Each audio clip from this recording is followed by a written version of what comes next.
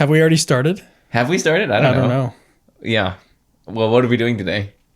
Today... This is going to be good. Okay. Let me give like a real introduction. Okay. I think it would be funny to just like start the video just randomly, but it might be Or you better can to include that as like bloopers at the end, or it's like... It's up to you. Yeah. Okay. Today, we are discussing a tier list of the arguments for God for theism. That was so bad. The arguments for God for theism. Indeed, we are. We're doing a tier ranking list where we tier rank things.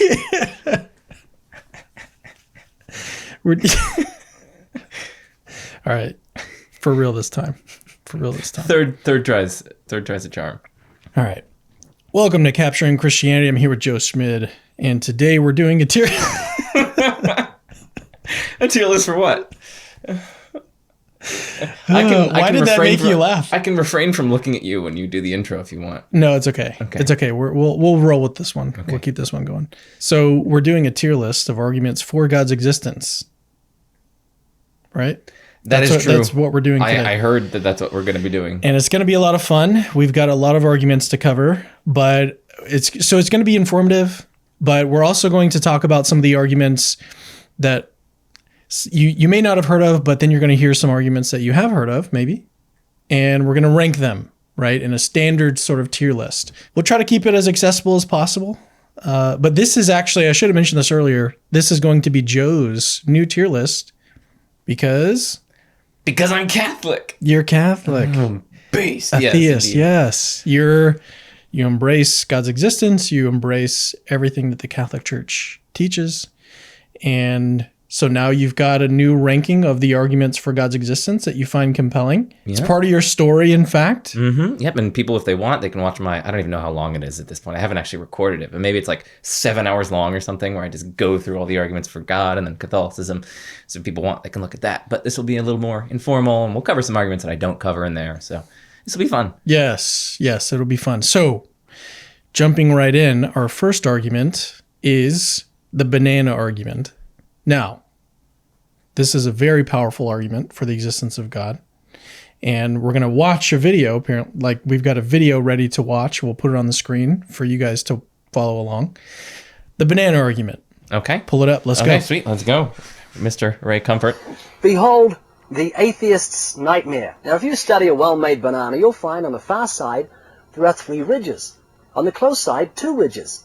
If you get your hand ready to grip a banana, you'll find on the far side there are 3 grooves, on the close side 2 grooves. The banana and the hand are perfectly made one for the other. You'll find the maker of the banana, Almighty God, has made it with a non-slip surface. It has outward indicators of inward contents: green, too early; yellow, just right; black, too late. Now, if you go to the top of the banana, you'll find, as with the soda can makers, they placed a tab at the top. So God has placed a tab at the top. When you pull the tab, the contents don't squirt in your face. You'll find the wrapper, which is biodegradable, has perforations. Notice how gracefully it sits over the human hand. Notice it has a point at the top for ease of entry. It's just the right shape for the human mouth. It's chewy, easy to digest. It's even curved toward the face to make the whole process so much easier. Seriously, Kurt, the whole of creation testifies to the genius of God's creative hand. It absolutely does. Wow. This is a very powerful argument. I wasn't expecting it to be... I would have preferred him to take a bite, though. Part of the reason why is because I actually hate bananas. You hate bananas? I hate bananas. Why is that? Was there some sort of traumatic childhood event involving bananas? No. No, nothing like that, Joe. It's just the flavor. Like I feel like it's overpowerful. It's like it overpowers anything. Like if you put it in a smoothie, it just overpowers it. Interesting. Everything tastes like banana after that. You could do like half of the banana. Yeah, it's still like just a little bit. Just like a microgram of a banana. Yes. Okay. Yes, it's too much. But no, I'm not a fan of bananas. But let's get to the ranking of this argument. I mean, you guys already heard the argument. So how are we going to rank this one? Well, it seems to be broadly a design argument, right? So there's some like suspiciously fortunate or coincidental features of bananas that maybe cry out for explanation. They seem kind of well suited for us in some kind of way. And maybe the atheist doesn't have a particularly good explanation for why the bananas are so wonderfully made. Three ridges on the outside, two Right, ridges on the inside. I know, and it's like perfectly fits It's our got a hand. tab on top and it doesn't splash in your face. No, ease of entry, fits right into the mouth. I mean, it's got some great design features. So the question then is, where are we to rank this, and does it succeed? I guess we should take the latter one first. Does this argument succeed? Unfortunately for Dr. Professor Comfort, PhD, I'm quite skeptical of this argument. Bananas were actually artificially bred, as far as I can tell, or as far as I'm aware. Bananas were actually artificially bred so that they could have all these great features for us, and they'd be so tasty, and they'd be easily handled and whatnot. So there does seem to don't we be, have like images of like older bananas they're that are just like these really pathetic, small, contemptible. Yeah, they probably tasted better. Maybe according to you. I mean, they're probably these bitter, disgusting things. But you do like bitter, disgusting things. So Yeah, I am friends with you. this is wow. That was like a Got dagger him. to the Got heart, him, man. got him. Okay, so there does seem to be a perfectly adequate naturalistic explanation of the data here, and that leads me to think that this is quite a poor argument, unfortunately. Well, so what I was thinking, like in an attempt to steelman Ray, right? So maybe what he's doing, I don't think it's limited to just the banana. I think he's trying to say, and at the end of the video, he says that this is like God has made this world so, perfect for us, basically. So maybe this is just one instance of like a much broader category of phenomena that can, provide some evidence for the existence of God. Maybe to steelman him further in a Bayesian type of sense. We've got these various instances, and together, when you take them together, it does kind of like make it seem like there's that does kind of raise the probability, even if it's just a little bit.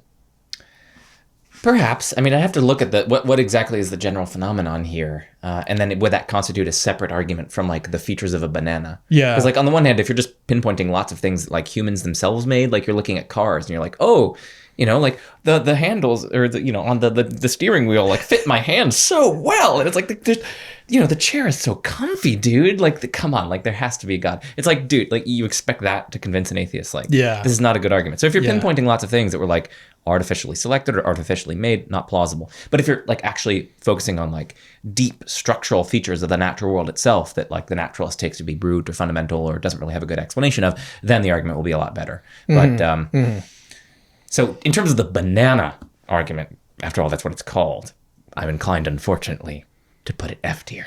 F tier. F tier. Okay. All right, we'll put it F tier. All right, what is our next argument? Our next argument after the banana argument is look at the trees. Look at the trees. Do you want to do this one? Yeah. So the look at the trees argument, from what I understand, is supposed to be like an intuitive grasp of God's existence just by looking out and peering out at the world. We see some feature of the world like a tree, like a beautiful tree, and we're like, yeah, there just has to be a God. And this actually, I think, works in my context. I've had experiences looking at not necessarily trees, but sunsets. And I'll look at a sunset, I'll look at a beautiful sunset. I'm just like, yes, God has to exist. This, like, none of this is possible without some sort of higher power, right? And it may not get me to like all of the omni attributes in particular of like, okay, this being has to be omnipotent, omniscient, and perfectly loving, and all, like, it doesn't necessarily get me all the way there, but I nevertheless look out at a beautiful sunset.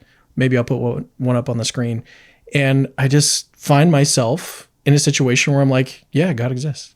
So is that a good I think that's summary of the? I think that's a good rendition of the argument. I mean, and it doesn't just have to be the trees. I mean, it's just like general facts about like nature, and just, I don't know, you just look at them and it's just like intuitive, you almost just intuit that God exists or that these have some sort of maker. And it just instills some kind of awe and reverence or something like that.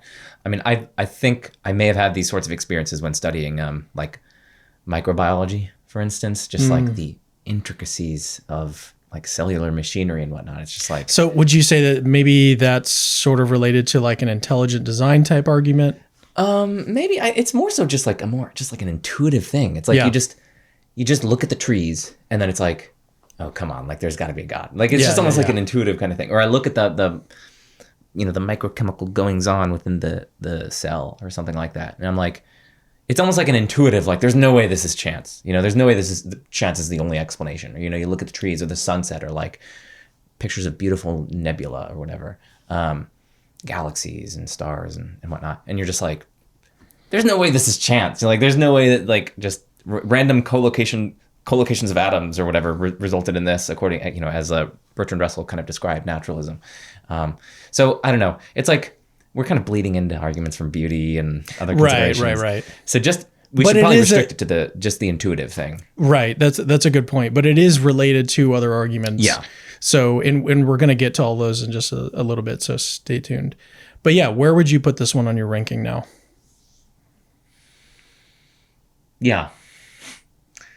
So on the one hand, I would like an argument with a little bit more formal rigor, maybe one that's more like dialectically effective, because maybe some people don't have these experiences.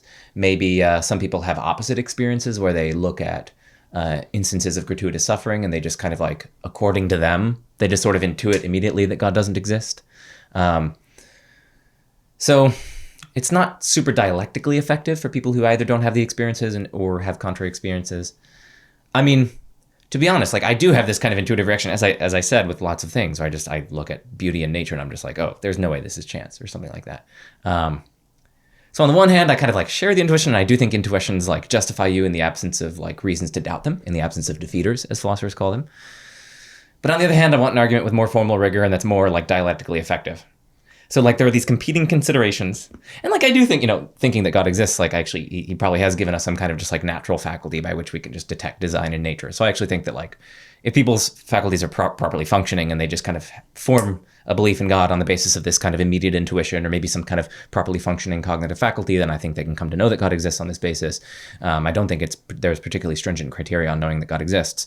But that's separate from like, is this a good argument? Right. Like, yeah, good, because goodness of arguments, that comes down to like persuasive power and like how formally rigorous is it? And, all various other criteria. And also this is my own tier list ranking. Yeah. So like there are considerations pulling me to rank it highly, given that like I do kind of share the intuition. I think that this is a good way for people to come to know that God exists, honestly. But there are also considerations that pull it down. And so maybe I'll just like average it out and put it C tier. C tier. I know it's pretty high, but like, yeah, I mean C or D, but probably C. Okay. We'll put it at C. Okay. Sweet. All right, let's move to our next argument, which is the argument from beauty. This one has a special place in my heart. My background as a photographer and stuff. Like and the argument that we've sort of already discussed, the look at the trees argument, I think is maybe not parasitic, but I think it is very closely related to the argument from beauty. And so, you should probably just keep that in. Okay, we're good. Okay. Got the sneeze out. Okay, got to sneeze out. I just sneeze at will, and I like to do that sometimes. Yeah, he's actually got some allergies, my dogs and stuff.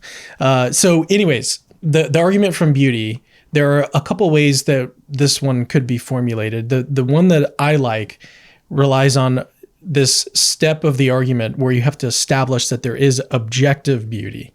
And so if you can establish that, that's actually a pretty hard premise to establish nowadays, because there's this line, beauty is in the eye of the beholder. And so many people just think that and agree with it, at a sort of intuitive level. So that's, I think, a barrier to this argument being really high up on the scale.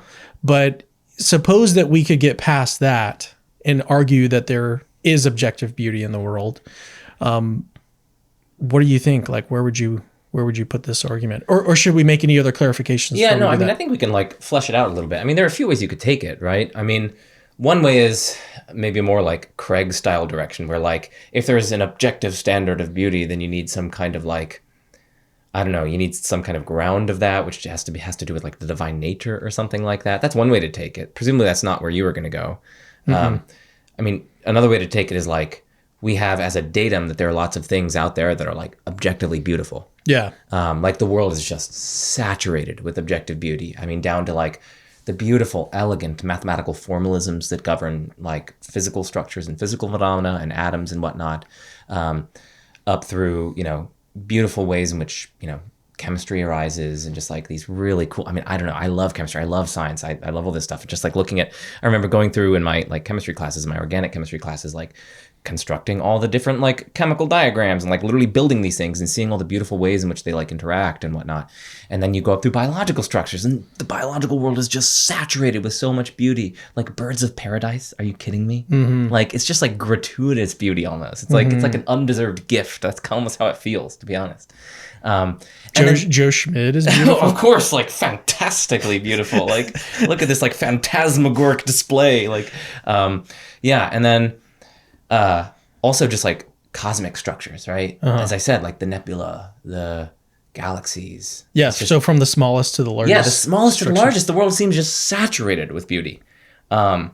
And like you might just think like that just seems really surprising under. So this is like a more Bayesian approach. Yeah. This seems perhaps really surprising under naturalism. Like there are so many ways the natural world could have developed, such that there is far less beauty.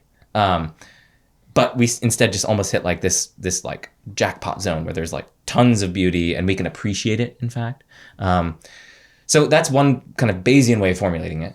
And then I guess a still further way is like we don't even need to say that there is such a thing as objective beauty, but instead like the datum is that like there's aesthetic experience. Everyone grants that there's aesthetic experience, and we might just think that's valuable or that's good in some way. Right. And it seems like a gratuitous good that certainly didn't have to exist. Seems kind of like a fortuitous result, byproduct perhaps of evolution. And even if you can give some kind of like just so evolutionary accounts, it might just be like antecedently implausible that that's the way that evolution would develop. Like it would just give us these like aesthetic senses that are like on overdrive, like about the world.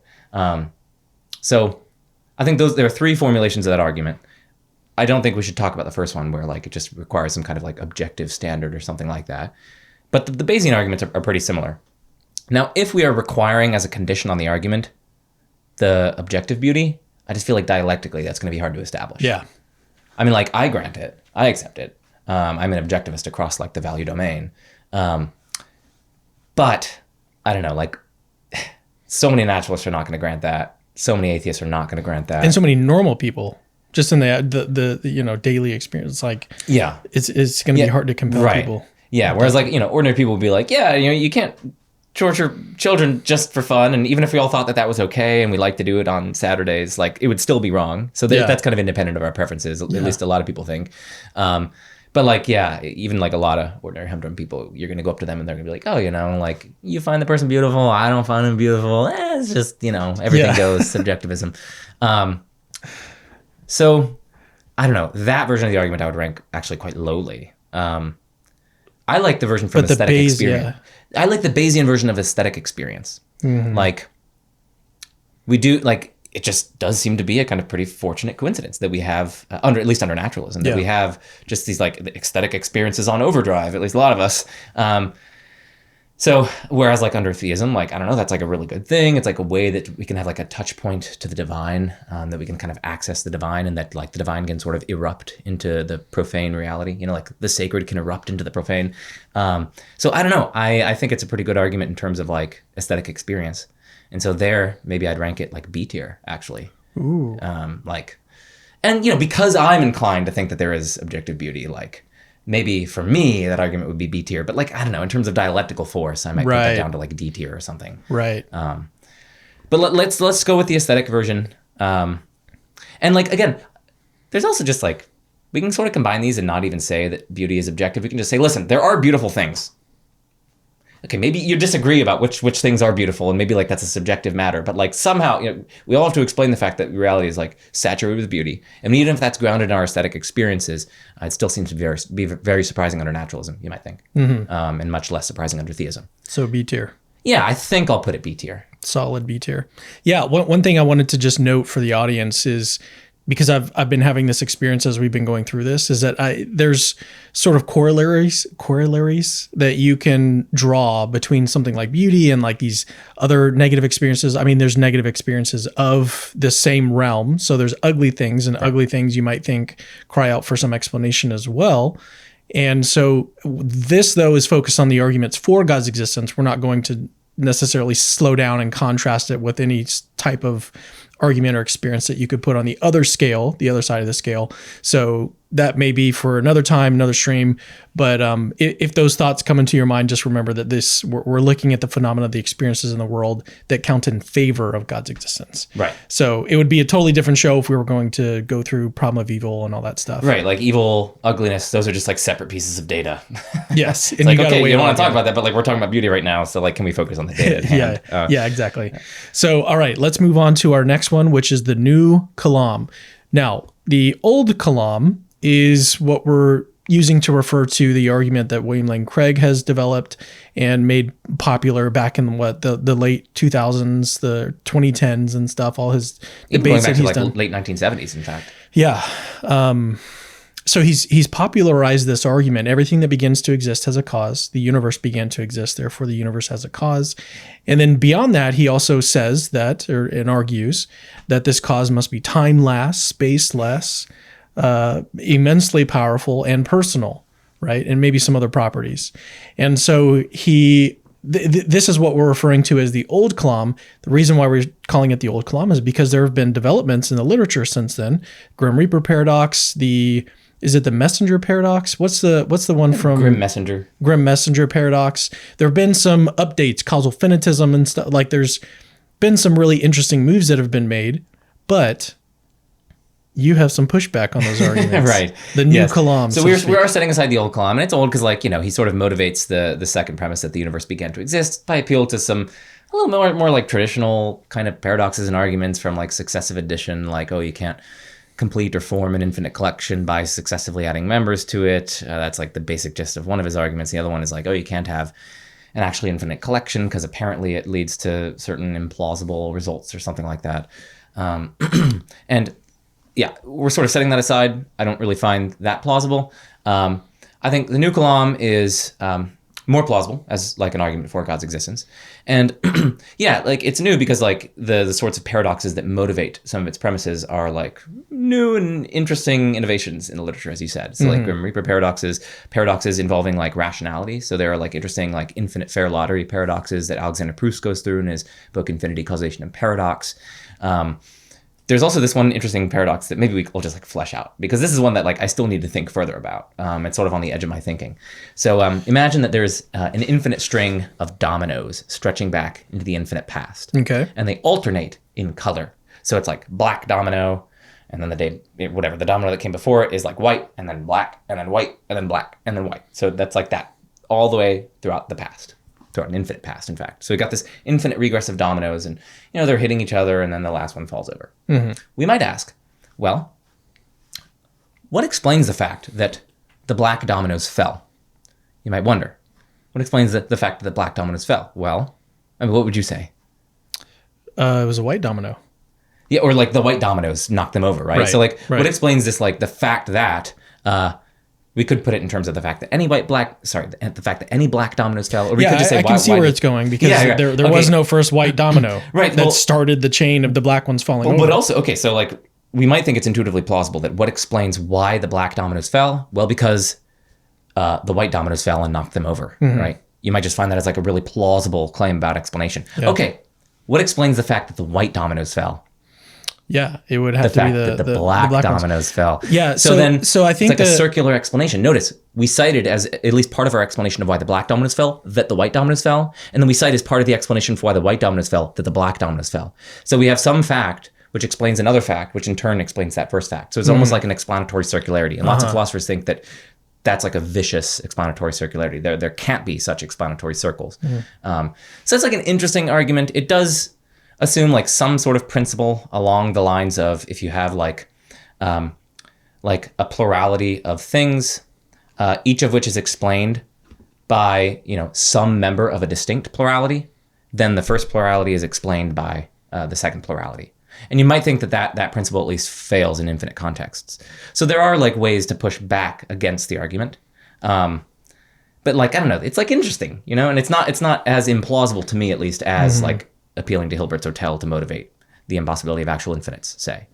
So And, there are other paradoxes like Grim Reaper paradoxes and whatnot. I actually don't find those particularly plausible. I think there are other... Well, connect this for the audience. How would this lead to like an argument for the existence of Right, God? okay. So then... From dominoes. From the dominoes. So the thought is if there could be infinite causal regresses, then there could be infinite dominoes knocking each other. Mm-hmm. If there could be infinite dominoes knocking each other, then there could be circular explanations where sounds like a patchwork principle. Yeah, well, maybe perhaps it relies on that, but also it just seems really plausible. I mean, you don't even need the patchwork principle. Like, if you have an infinite past, you could just label the states of the universe like 1, 2, 3, 4, 5, 6, 7. What explains why the even numbers exist? Well, because the odd numbers cause them. What explains why the odd numbers exist? So you actually don't need a patchwork principle for this one, because I also have reservations for some patchwork principles. Yeah. I know we're appealing to all these concepts that maybe the audience doesn't know, but that's okay. That's okay. They'll just be lost and click off the video. They'll be lost in the sauce. No, but okay, this is what. Let's get back to the argument, right? The argument is that if there could be an infinite past, then there could be infinitely many dominoes knocking each other like this. Mm-hmm. But there can't be infinitely many dominoes that knock each other like this, because that would lead to explanatory circularity. Mm-hmm. And there can't be explanatory circles where one fact explains another fact, which explains the first fact. Okay. It's almost like trying to pull yourself up by your own bootstraps, or it's almost kind of like self-causation, right?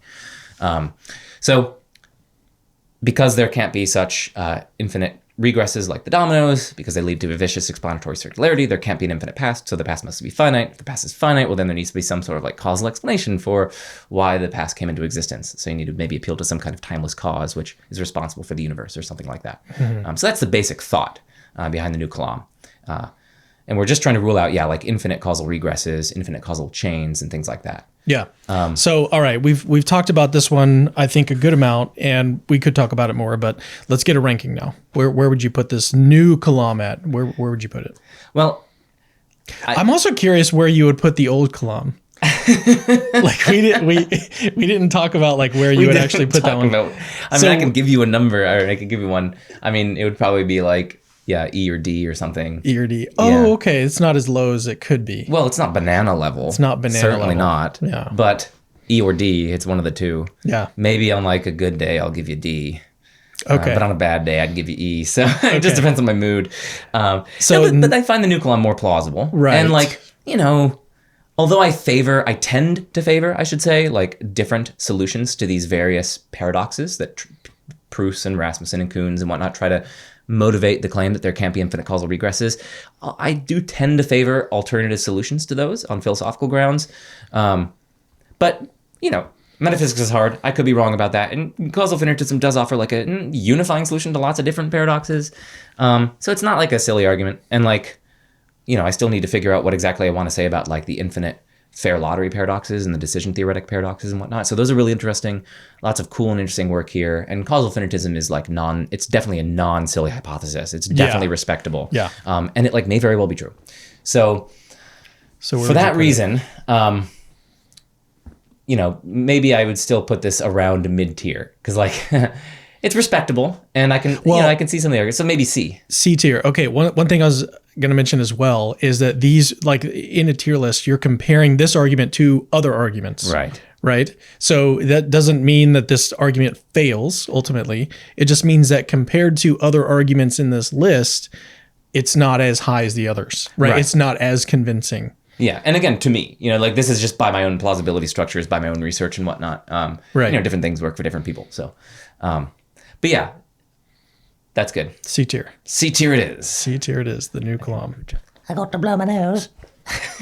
Keep that in if you want. Gotta blow my nose. A substance. A substance has properties. That is to say. That is to say, we're moving on to our next argument, which is the moral argument.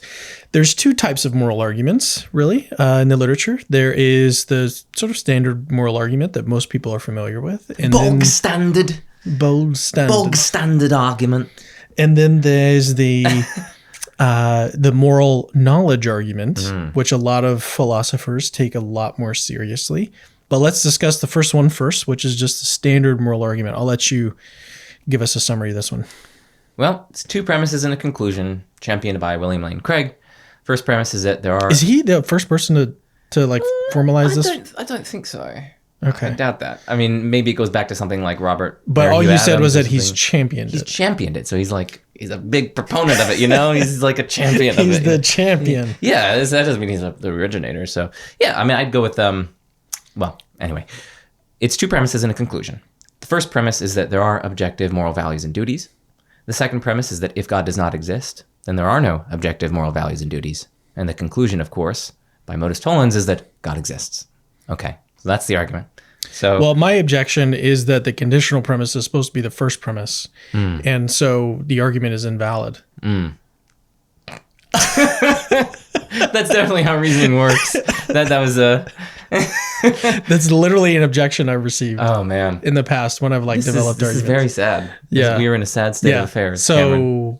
we can actually put it in different orders. A conditional can go either in one or two. Right. Yeah. And you don't even have to number the premises. No. It can just be like they can be next to each other and Yeah. point to the Yeah. conclusion. So, yeah, that's one objection. Certainly. Certainly. So, okay, let's look at that first premise that there are objective moral values and duties. So Yes. the thought here is that, like, you know, there are certain truths about what's good and bad and right and wrong and virtuous and vicious and whatnot that are true independently of our preferences or our desires or our stances, you know, what we want to be true or what we think is true. And yeah, I mean, that premise seems really plausible to me. Like, as I said earlier, like, it would be wrong. But it hasn't always. That's true. I mean, you were an atheist. Yeah, but I was okay. So actually, going way back in high school to when I was an atheist, I was actually a moral skeptic very briefly for a brief period because I had a Okay. very bad epistemology. So my intuition was right. I suppose, yeah, you're right. I was a moral skeptic in the sense that I thought that, like, I didn't actively deny that there were objective Were you moral an truths. emotivist? No, I was never an emotivist. Okay, so I you just- haven't. I was just skeptical of our ability to access moral facts, if there are such things. I thought at the time, just because I thought it's funny. I was like, oh, you know, the only reason why we accept them is because, like, they seem really plausible. I mean, there are other reasons as well. There are other arguments for, like, objective moral facts that I was just unaware of at the time. But I was like, hey, it seems like that kind of seeming intuitive plausibility, that kind of felt sense of obviousness, is the only, like, grounds that I had at the time for thinking that they're true. And I was like, but, like, why would I accept that? You know, like, my intuitions can be mistaken, so why should I accept that? I just didn't even recognize it. Like, oh, maybe the fact that something seems really plausible is actually, like, grounds to accept it. It's actually, like, a reason to think it, you know? Like, that's why I accept that 1 + 1 = 2, or that nothing can be red all over and green all over at the same time, or that, you know, insert various other claims that we can know from the armchair. So I did have a brief stint of moral skepticism, but that didn't last very long. And, you know, pretty soon I was a moral realist and just have been a moral realist ever since. Someone who thinks that there are objective moral facts and duties and whatnot. But so speeding back up to now, so you do think that this premise is plausible. Well, yeah, But- I mean, of course. Yeah. But how plausible, like, what's the dialectical force that it has? of the premise that there are objective moral values and duties. Yes. Do you think Yeah, that I think it's there are just lots of good arguments for realism. I mean, Okay. like, read, like, Russ Schaefer Landau, or read, like, Terence Cuneo, or read, like, John Bankson, or read, like, Michael Humer, or read, Do like... you know you that just- there are some theists in this space, some Christians who deny this premise? I think I've heard of such individuals, yes, and it's very unfortunate. Yes. I think it's very difficult to get, like, a very plausible and coherent model of God under which that's true. Yes. It's like, isn't God, like, perfect? And that's not a matter of, like, our stances. Doesn't seem like it's a matter of God's stances either. Like, he somehow, like, makes himself perfect by what he desires or believes. Anyway, we're not going to get into it, but I don't find that plausible. Yes. But anyways, you Yeah, so I do mean, I think that I this- think there are lots of arguments for moral realism, and they're very extremely plausible. the premise, though, that you do take issue with in this one. Yeah, I mean, the premise that I think is, I mean, like, you know, maybe now I sort of, like, in some, like, trivial sense committed to it, but, like, in terms of, like, dialectical efficacy, I don't think it's at all plausible. And in fact, like, it turns out to be, like, a counterpossible conditional. So actually, maybe I'm not trivially committed to it. But anyway, we don't need to get into that. It's the premise that, you know, if God does not exist, then objective moral values and duties do not exist. And Insert a picture of Eric Wielenberg. right, or lots of, you know, Russ Schaefer Landau, as I was mentioning, or, like, John Bankson and various other people who just have developed, like, non-theistic accounts of objective morality. And yeah, I mean, maybe you can try to argue that, like, certain theistic accounts have certain, like, theoretical virtues in relation to these non-theistic accounts. But I just think it's going to be hard to, like, roll up your sleeves and, like, systematically rule out every single one of these non-theistic accounts of objective morality, because there are a lot out there in the literature. And It's just not really clear to me that anyone has succeeded in systematically ruling them out, at least on purely philosophical grounds. So I think that's enough to move on to the next argument, just to give a ranking for this one. Right. So actually, because I think that like that premise is so dialectically implausible, I just think like if God does not exist, well, of course, like torturing babies would still be wrong because that has to do with like the very nature of like torturing babies and whatnot. Like, so as a result of that, I actually would rank this very low. It would probably be even like E tier. Ooh. I know. It's just not a plausible argument to me. Yeah.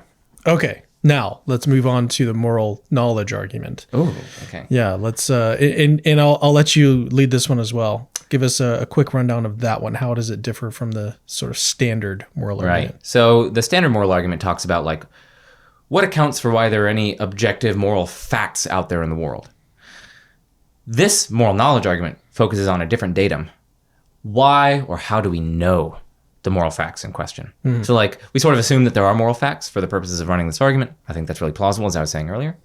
And then we just ask what explains why we have this knowledge. Okay, and you might think that like naturalism has a very poor explanation, and in fact, maybe even under naturalism, we can't have any moral knowledge. And why might you think that? Well, let me give you an analogy. So Cameron, imagine that like I pull off on the shelf here a book and it says like Madagascar birds, and I hand it to you and you're like, oh cool, Madagascar birds. And you know, you're flipping through and you see all these like seemingly realistic pictures of like birds of paradise kind of, and it's got like all these descriptions about it. It's got like these Latin sounding names that are like the species names for them, and it's talking about their like mating behavior. It's talking about their, you know, foraging behavior and all that stuff. And you're like, okay, cool. And you think you've come to, you know, you form all these beliefs about Madagascar birds from reading the book.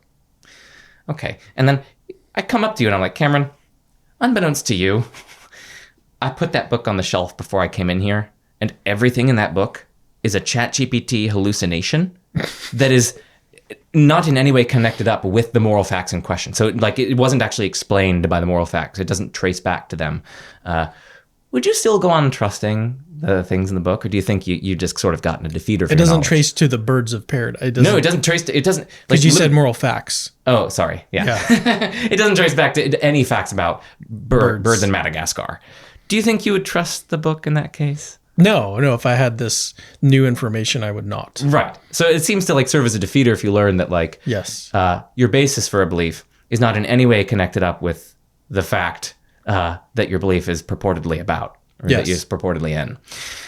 Well, it seems like the naturalist is in that position with respect to morality, because our basic moral intuitions, our basic evaluative dispositions, so the way that we're disposed to evaluate things as good or bad or right or wrong and whatnot, those were shaped by evolutionary forces. Evolution instilled these kind of like intuitions and dispositions within us.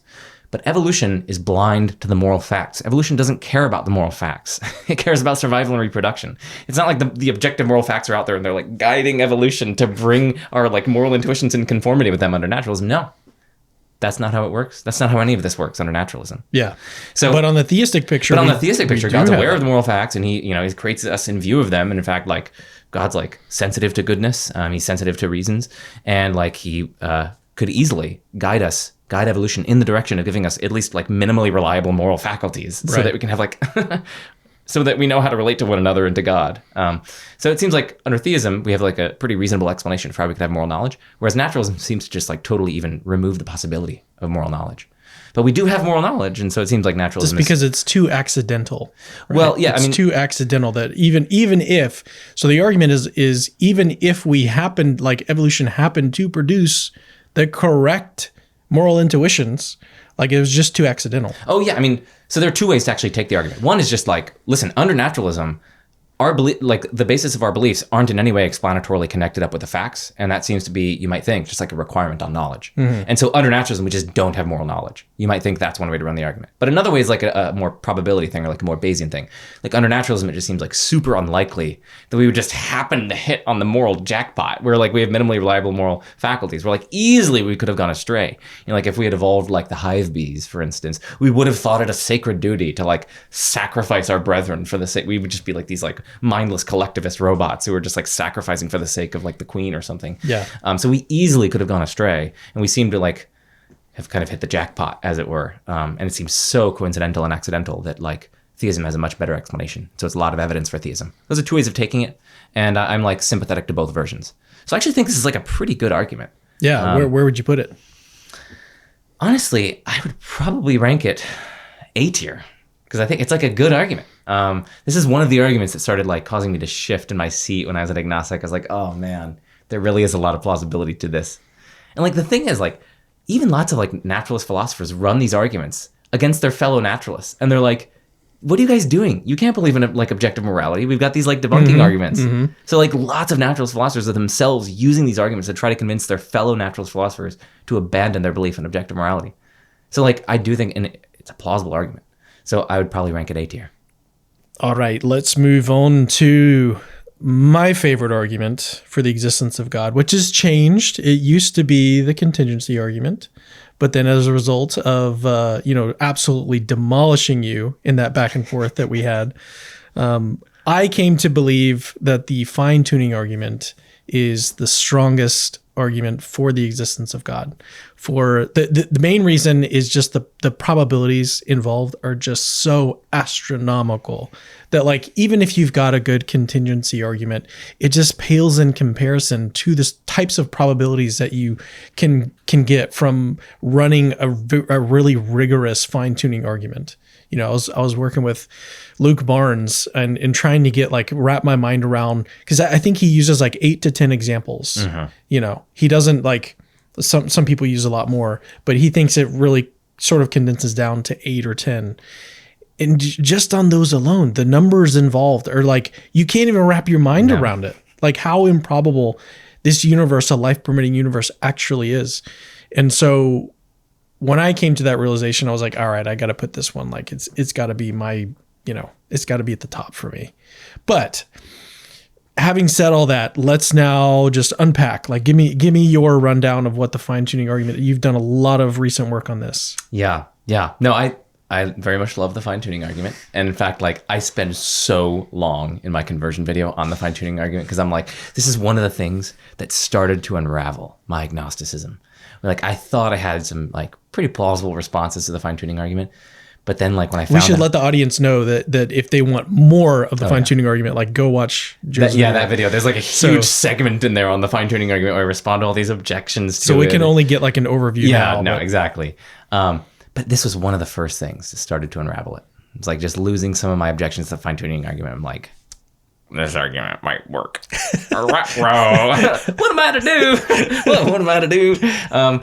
So yeah, let's see how the argument goes. Well, there are different ways. There are different formulations of it. Yeah. And there's each of them is just like so powerful. So especially William Lane Craig's, right? That's one of the syllogism. That's the one formulation that I don't like, actually. With all, William Lane Craig has done so much work for the kingdom, and I absolutely love you, Dr. Craig. So I'm very grateful for all of his work. But we each have different sensibilities, and I just don't find that argument particularly compelling. Yeah. Chance, necessity, or design. It's not due to chance or necessity. Yeah, the best versions of this are going to be Bayesian, right? They're going to use the Bayesian machinery.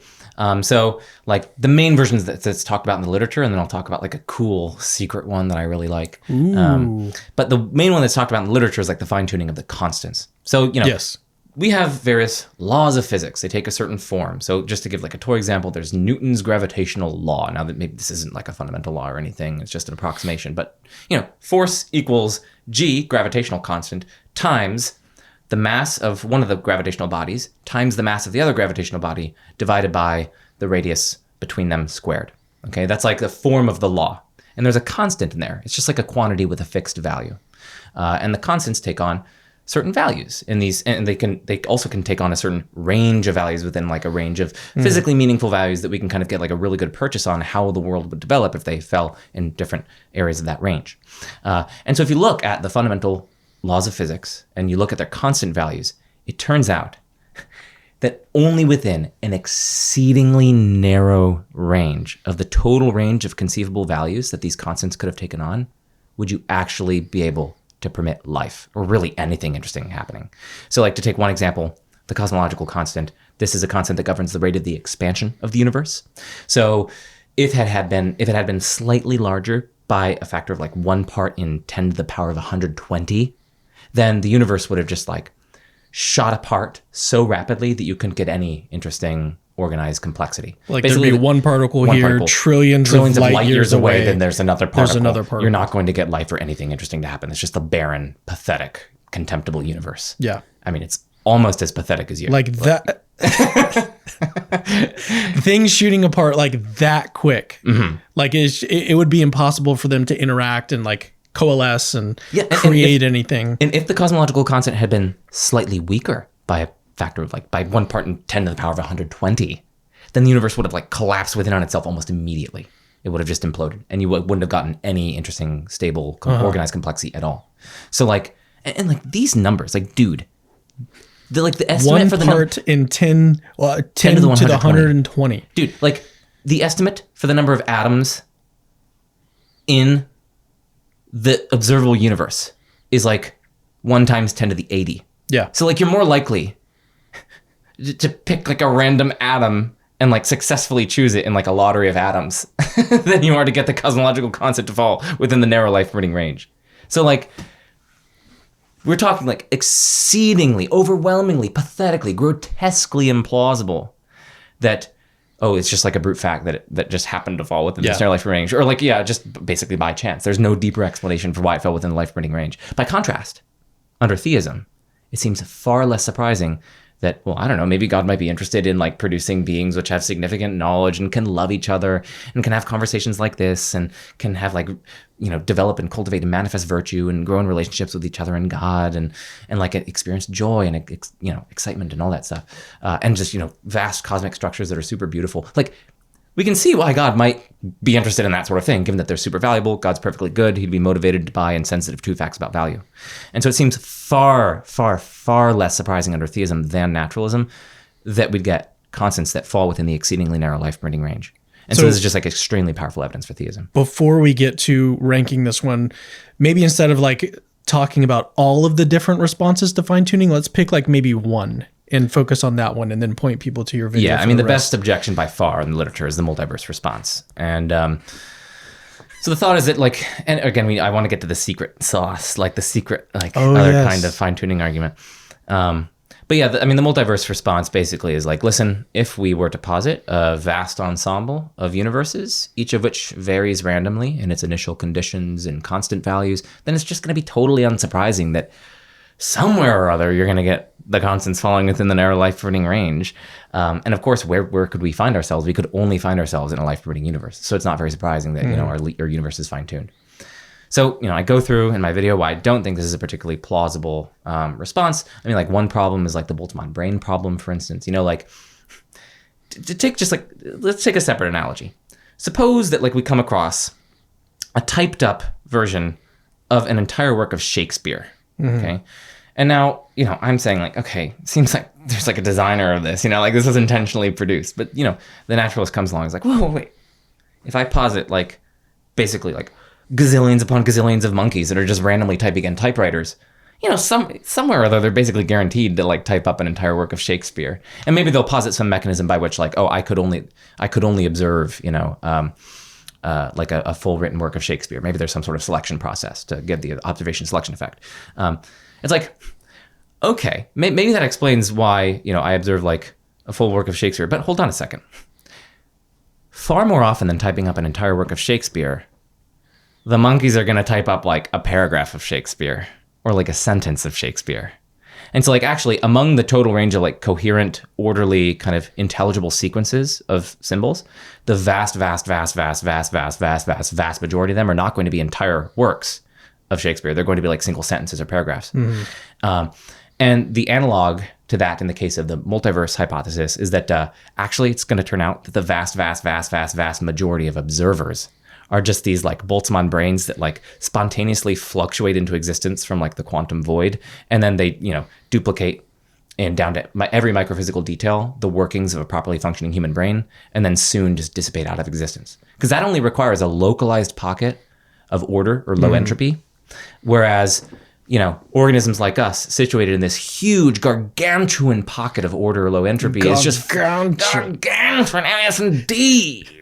It's far it's gonna be way rarer that we get this like gargantuan pocket of order or low entropy compared to those like localized pockets of order or low entropy. So then like we would actually expect that like the vast majority of beings which share my current experiences with whom I'm experientially indistinguishable right now are just going to be these Boltzmann brains who are in radical skeptical scenarios, which I just think like defeats my knowledge of the world. Yeah. Because like, okay. So the Boltzmann brain objection you think is just like I'm not QED against this one? I wouldn't say QED. It's just Okay. like one like serious problem for the proposal. Okay. And then there are just like other serious problems, which I think like together mount a pretty forceful case against the objection. Okay. I mean, listen, this is philosophy. It's difficult. So Yes. I don't know if I'd want to say QED, but I think that there are ways to respond to the multiverse objection. So let's now, because we're just sort of limited on time, let's give this one a rating. The secret sauce. We need to get to the secret sauce. Oh my goodness, I keep forgetting. Okay. Okay. Secret sauce. It's kind of like just like an a priori fine tuning argument. Okay. So A priori for the audience means basically something that we can like reason about from the armchair without having to go outside and like. we are in some pretty nice armchairs. Yeah, I know, very fancy indeed. Very fancy. We could get even fancier ones if people like increase their patronage. It's like, come on, get on that, people. So and of course you got to go to majesty of reason and you got to do that, but no, yes. Okay. But seriously, go donate. The a priori fine-tuning argument. So basically, I just think like we can just basically discern from the armchair that like our existence requires a massive degree of fine-tuning and just like significant, like fortuitous, lucky results need to happen for us to exist. Because just like, dude, when we run the argument from the constants of the laws of nature, we hold fixed the form of the laws. So we hold fixed the form or the structure of the laws, and we just look at the constants and we see varying them, what would result, and we find that they're like super fine-tuned in the sense that, the constants need to fall within a very narrow life-permitting range. But like the form of the laws themselves, we can imagine varying those. And just as it turns out, if you just think conceptually about the total space of like ways that reality conceivably might have gone, like ways that there might have been like fundamental laws of nature, it just seems like the vast, vast, vast majority of them are going to result in either total chaos or just like a contemptibly simple, pathetic world. So it could have just been a law. And notice that this law is far simpler than laws that we got. So under naturalism, we'd actually expect to get like a really simple law like this. It could have just been a law that all that exists is like a single point particle and it just moves in a straight line for all of eternity. That world is so compactly describable, and there are like infinitely many worlds like that. Oh, and maybe there were two particles and they just circle one another for all of eternity. Very simple equations that you can use to describe that. Far simpler than our universe in terms of its fundamental denizens and the rules by which it operates. And just like when you think about it, all the conceptual possibilities, they just start to open up. Like, it could have been like a triangle. It could have been like a square. It could have been like an octagon. It could have just been like a fundamental particle. It could have been like a two-dimensional grid, where it could have been like a kind of Conway's game of life, which is also very rare when you get like, this is like a two-dimensional grid where like it evolves according to certain simple patterns, and like very rarely are you going to get like stable complexity and those sorts of things. So the broader point is just that like even from the armchair, we can see that it's like really striking that like somehow the world like jumped over this like infinite horde of extremely simple, elegant, compactly statable laws that wouldn't have resulted in anything interesting or valuable. Somehow reality like skipped all of those to go to like a more complex law structure, which has like and not too complex so as to lead to like complete chaos, right? It's like somehow we skipped that infinite horde of simple laws and landed on ones that like lead to this, like interesting cosmic structures, like valuable conscious creatures. Like, come on, this isn't chance, dude. So I think that's like a plausible argument, like a really plausible argument. And also like multiverse doesn't get around that because like there are lots of even way simpler views than the multiverse, which just totally wouldn't lead to anything interesting. So, let's combine them. Yeah, no, let's because they're both super plausible, and when we combine them, it's like clearly S tier. It's like S++ tier. So yeah, this is an S tier argument. Fine tuning S tier. S tier. S tier. A priori. Yeah. The a priori. And a posteriori version, like Yes. Got to give some love to the science homies. Yes. Robin Collins. Yeah. Dude, the OG. Yeah, dude, Robin Collins. With his... Luke Barnes, Yoav Isaacs, John Hawthorne. Like, check out all this. It's really good. Yeah. But I'm thinking of Robin Collins with his... Dude, he's like still rocking... He's on like a jukebox or something. He's like still rocking the the little wraparound microphone, Yeah. like the gamer headset. Yeah, the gamer. Gamer headset. we should see if he's a gamer. Like invite him to a game. Dude, that would be Stream that would live. be We're just talking sick. about fine tuning. That would be sick. Play Ron some Collins, Super if you're Smash watching, Bros. hit us up. Yeah. All right, let's now move to, is it harmony arguments? I think harmony arguments are up next. Okay. I should probably just double check that. Yeah, double check. No. It's religious experience. Okay. Yeah, we were trying to like go hard into like this really fancy argument and then maybe bring it back down Yeah. so that we can Cool. slow down. Slow and- it down, Cameron. Yes. All right. Religious experience. Yes, I've had some religious experiences. Wait, have you? How about you? Wait, you seriously have had? Yeah. Cool. I think I've had, like religious experiences, maybe quasi-religious experiences, especially involved in the conversion. I talked about these with Trent Horn, which everyone should watch that video with Trent. Yes. It depends on exactly how we cash out what a religious experience is. But I think it's sort of related in my case to the look at the trees stuff, which is just this intuitive grasp of the existence of God or some truth about God through some experience. And so in my case, and this is obviously autobiographical, but so take it for what it is. But when I go to Mass, I have an experience every single time that I go, where during the Eucharist, the procession of the Eucharist, I think Jesus is really here. Jesus is really here. He's on that altar.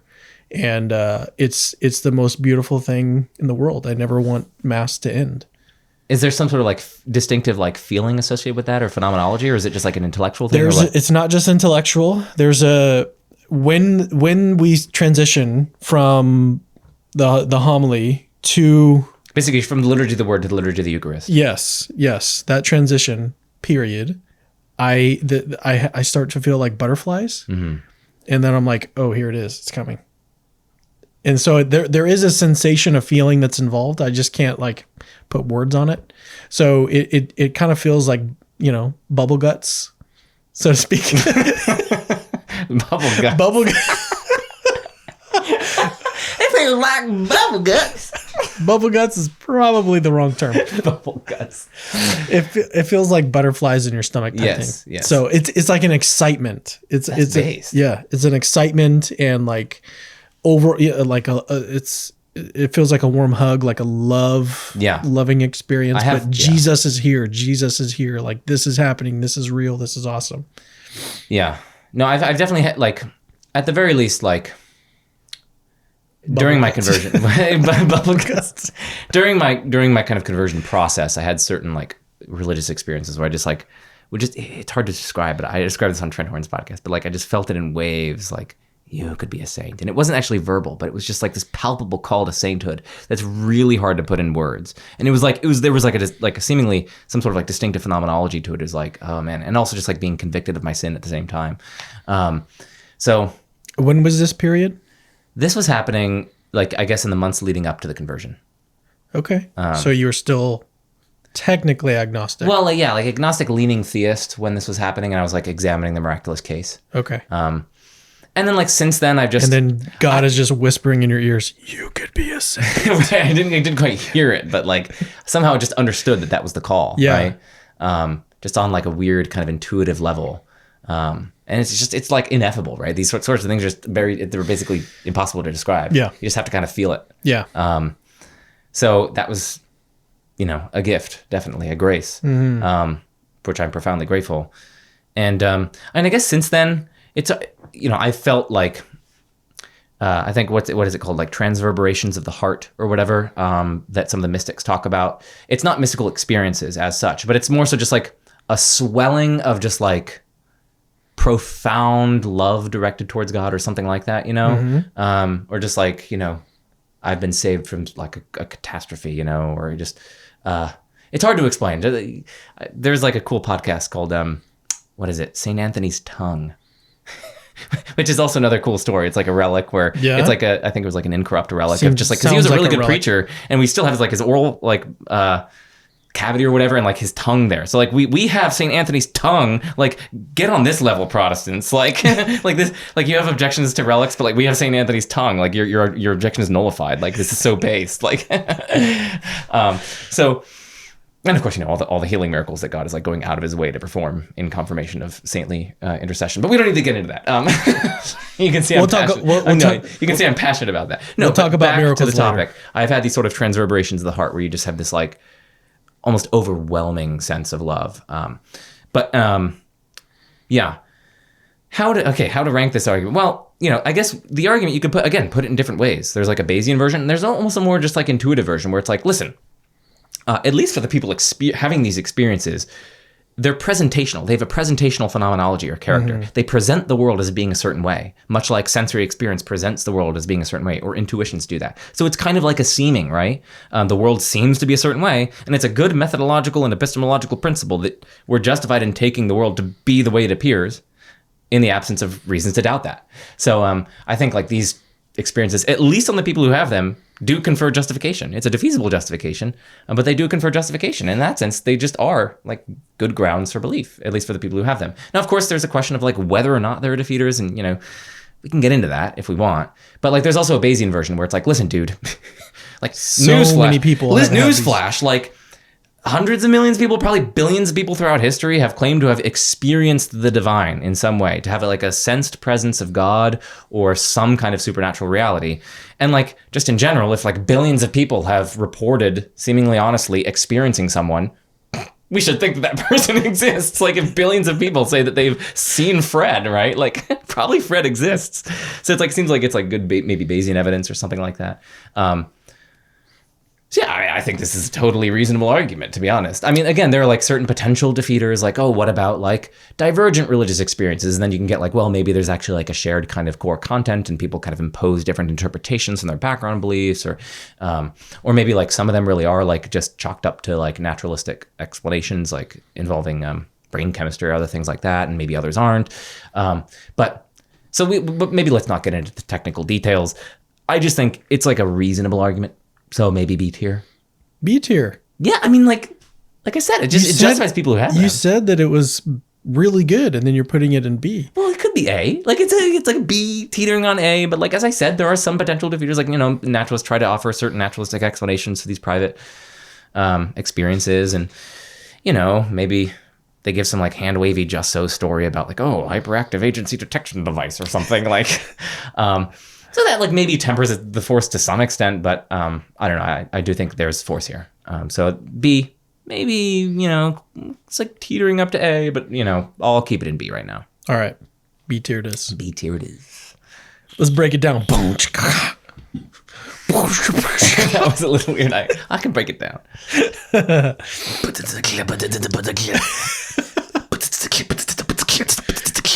Wow. Did you practice that, or? Well, I don't know. I've just been able to do this from a young age. So okay, you were pathetic from that young. Yeah, a pathetic child. In fact, yes, I was indeed a pathetic child. All right, let's move on to our next category, which is harmony arguments. Now, this is a really cool category because we're lumping 3 arguments in together, but it's a really cool category because it's brand new. These are brand new arguments for the existence of God. You're hearing it first on Capturing Christianity. Right. Cutting edge work. It's also the topic of my dissertation. So I'm very excited to get into these. Yeah, so maybe we'll start with psychophysical harmony. So, listen, there are various physical facts about us, our size, our shape, like the rate at which our neurons fire, etc., right? There are also lots of facts about our conscious states, right? So we have this like rich inner life where like it can taste the... Sorry. We can taste chocolate. I'm just going to restart that. I'm keeping this in. Okay. Different things were going through my mind about what you can taste, and I was like, I don't want to say that. I could just go with bananas. So we'll go with bananas. We can taste the taste of bananas, like the smell of lilacs, and like the way that this couch like feels from the inside. It's subjectively. A chair. Yeah, the chair, not a couch. It's a chair. Okay. So listen, there are various facts about our conscious life. Now, I claim that it's at least conceivable. It's like we can make coherent sense of the thought that there could have been a world which is just like ours, down to every last physical detail. So all the particles are arranged in exactly the same way. Mm-hmm. They move in the same way. Our brains are structured in the same way, and the neurons fire in the same way. But it's dark up here. It's dark inside. There is no conscious experience. There's nothing it's like to be these beings. Instead, they're kind of just like meat robots, right? They go around and they, like, again, because it's physically indistinguishable from our world, there are like two individuals here, and like their mouths are moving and they're like blinking and they're like smiling and whatnot. But there's no actually conscious experience associated with those physical states. That seems at least like a conceivable world. Like I wasn't just talking like nonsense there. Of course, that's not true, but it's not like we can derive like a contradiction from this world, or like it at least makes conceptual sense. Yeah. Like you understood the string of words that I just gave you. And I claim that we can sort of imagine this world. We can kind of coherently think of it or conceive of it. This world is actually called a P-zombie world, because these beings that are physically indistinguishable from us, but which lack conscious experience, they're called P-zombies or philosophical zombies. So I claim that a zombie world is at least conceivable.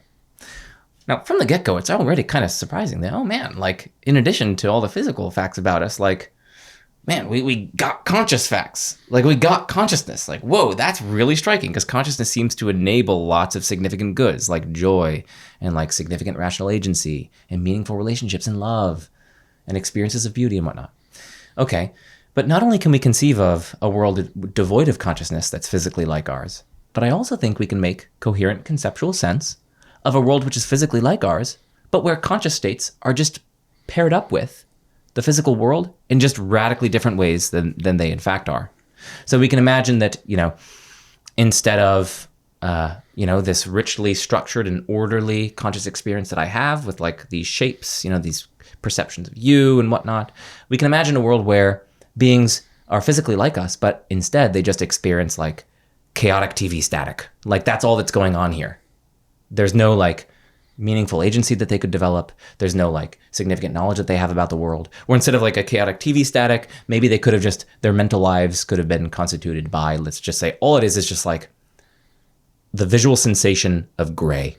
That's literally all they experience. Or like the sensation of tepid bathwater. Or like just go on for hordes upon hordes of different conscious states that could have been paired up with the physical states of these beings. And so long as these alternative psychophysical mappings, these alternative ways of pairing conscious states with physical states are conceivable, well, it's just really striking that we almost hit the psychophysical jackpot. That basically our mental lives are strikingly orderly, coherent, intelligible. They give us a significant degree of knowledge about the world. They enable rational agency. When like it seems like the vast majority of psychophysical mappings are not like that. And in fact, like lots of those psychophysical mappings, those pairings, are far simpler than the ones we got in the actual world. Because like, here's a very simple psychophysical mapping. Every physical state is just associated with a conscious state of gray, like a visual sensation of gray. Extremely simple to specify. And, it's not like the psychophysical mappings or laws, which, describe which conscious states are paired with which physical states. It's not like the psychophysical laws have to take into as input in that kind of world. They don't have to take into as input like these super complicated like brain structures, which are like really difficult to specify in fundamental terms. They're like hugely complex, and they give us these like richly structured phenomenal lives, conscious lives. So like actually under naturalism, we would way more expect to get like these far simpler psychophysical mappings or simpler psychophysical laws. So like the fact that our conscious lives are so orderly and coherent and intelligible, and they enable knowledge about the world and all these different goods, is like really striking and actually really surprising. Because conceivably, those conscious states could have been paired with physical states in tons of different ways, and very few of those, only a tiny sliver of them, lead to these coherent, orderly, intelligible lives. I mean, think of it, the analogy that I like to give is like, if you just come across like a computer screen with a bunch of different pixels, like if it was just like a random chance, what colors the pixels would take on, how often would you get like a coherent, orderly, intelligible image? Almost never, right? So if it was just like a matter of chance, or just like a brute fact, like basically like which pixels and what kind of phenomenal state or conscious state is associated with which pixels in my kind of my visual field, my mental life, almost certainly it would just be like this chaotic, jumbled mess. Yeah. But no, we got this rich, coherent, structured, orderly, intelligible mental life, at least in general and by and large. And that is insanely surprising under naturalism, but nowhere near as surprising under theism. So very strong evidence for theism. I was going to say it might be good to introduce like the concept of normativity, because it really is important for, I think, that argument. It might help the audience sort of understand. Yeah, I actually don't tend to talk about, when I'm talking about this with popular audiences, I don't tend to talk about normative harmony, because it's like really difficult I've found that it's really difficult to get people's minds around it. Where like, well, we could imagine that like an alternative world where, we experience, I can explain it if you want, but like it's hard for people to understand. I'll talk about it because you brought it up. We can imagine a world where, in the actual world, we tend to experience pain in response to tissue damage, and pain tends to lead us to engage in avoidance behavior. Yes. And we tend to experience pleasure in response to fitness-enhancing stimuli. And that pleasure leads us to engage in pursuance behavior. We tend to pursue things that give us pleasure, like food and sex and whatnot. But conceivably, we could have had those hedonic states invert. So conceivably, there's like a conceptually possible world in which beings are just like us physically, but whenever we experience pain in the actual world, they experience pleasure. And whenever we experience pleasure in the actual world, they experience pain.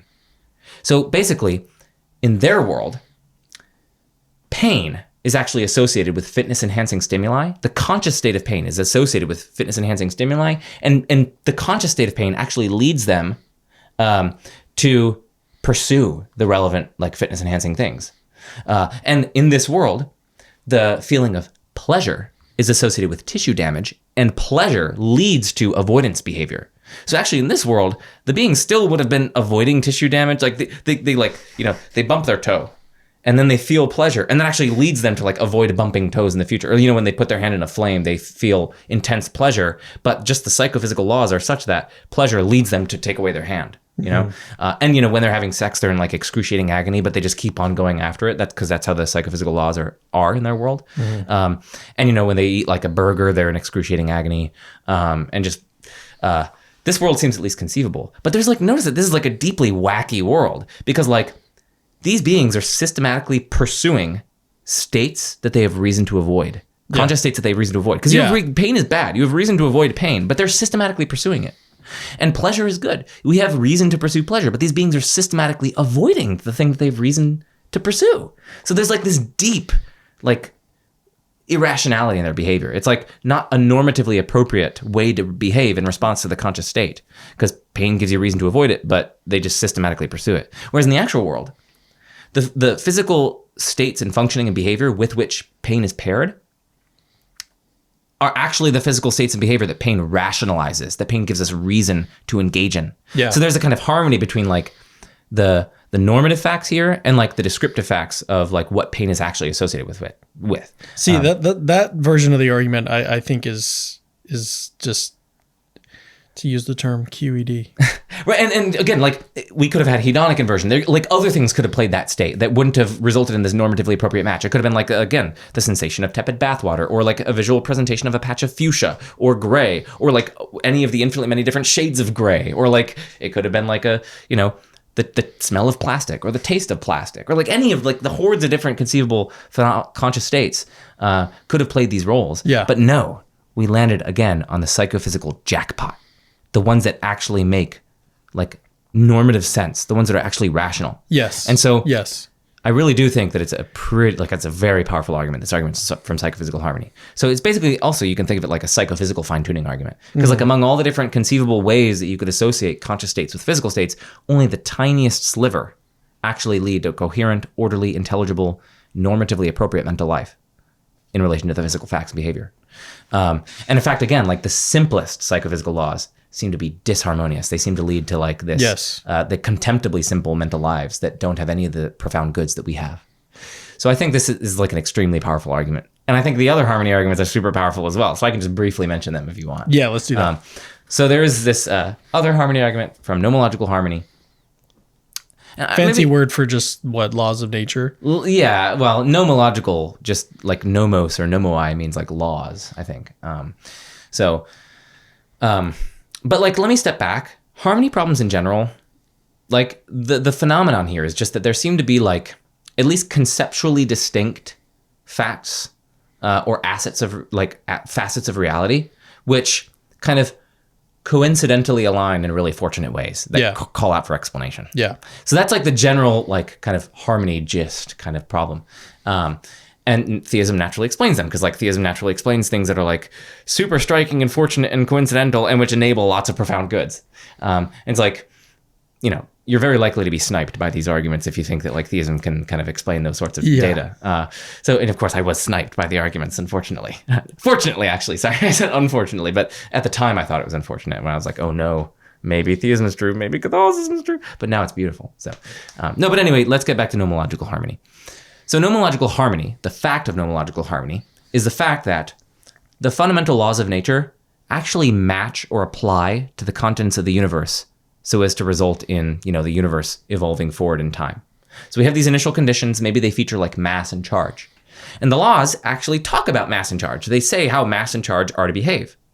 Conceivably, though, the laws of nature might have only said like schmass and schmarge behave in certain ways, where schmass and schmarge are just like distinct physical properties that are nowhere to be found in the initial conditions. And if the laws of nature had talked about schmass and schmarge instead of mass and charge, well then there would have been like a mismatch between the laws of nature and the contents of the universe, and the universe just wouldn't have evolved forward through time. The initial conditions just would have existed stillborn. They wouldn't have evolved forward and thereby enabled lots of profound goods. And actually, when you think of it, there are like infinitely many different conceivable like fundamental physical properties. So it's just kind of like crazy that the ones that the laws of nature talk about actually feature in the initial conditions, you might think. It's kind of like, think about all the possible like rule books for like games and like game pieces, right? Like if you just like took a rule book at random and you took game pieces at random, what's the probability that the rule book would actually talk about those precise game pieces? Really unlikely, right? Yeah. Like it'd be really unlikely if you just randomized which rulebook you have. Like you got like the rulebook for Go and Monopoly and like all these different sorts of games. And you got like the board pieces for like Sorry and Monopoly and Checkers and Chess and all this stuff. Yeah, and Risk and like all these different games. If you just picked a rulebook and a game board at random, it'd be pretty striking that like the rulebook actually matches the game pieces and tells them how to behave. Yeah. You could have had a mismatch there. And so just as like we would infer like design, if like there's a rulebook and it actually matches the game pieces, given all the, if you considered all the different possible combinations, so too we should infer the same thing in the case of the universe. Mm-hmm. So the thought goes. Harmony. Nomological harmony. So indeed. Much harmony. I know, indeed. It's a harmonious world. Harmony and me, really good company. Have you heard that song? No, I don't want to hear any more of it from you. Yeah, I'm not the best singer, so. That was really mean. It sounded like funny in my head, and then I said it out loud, and I was like, as I was saying it, I was like, this sounds so mean.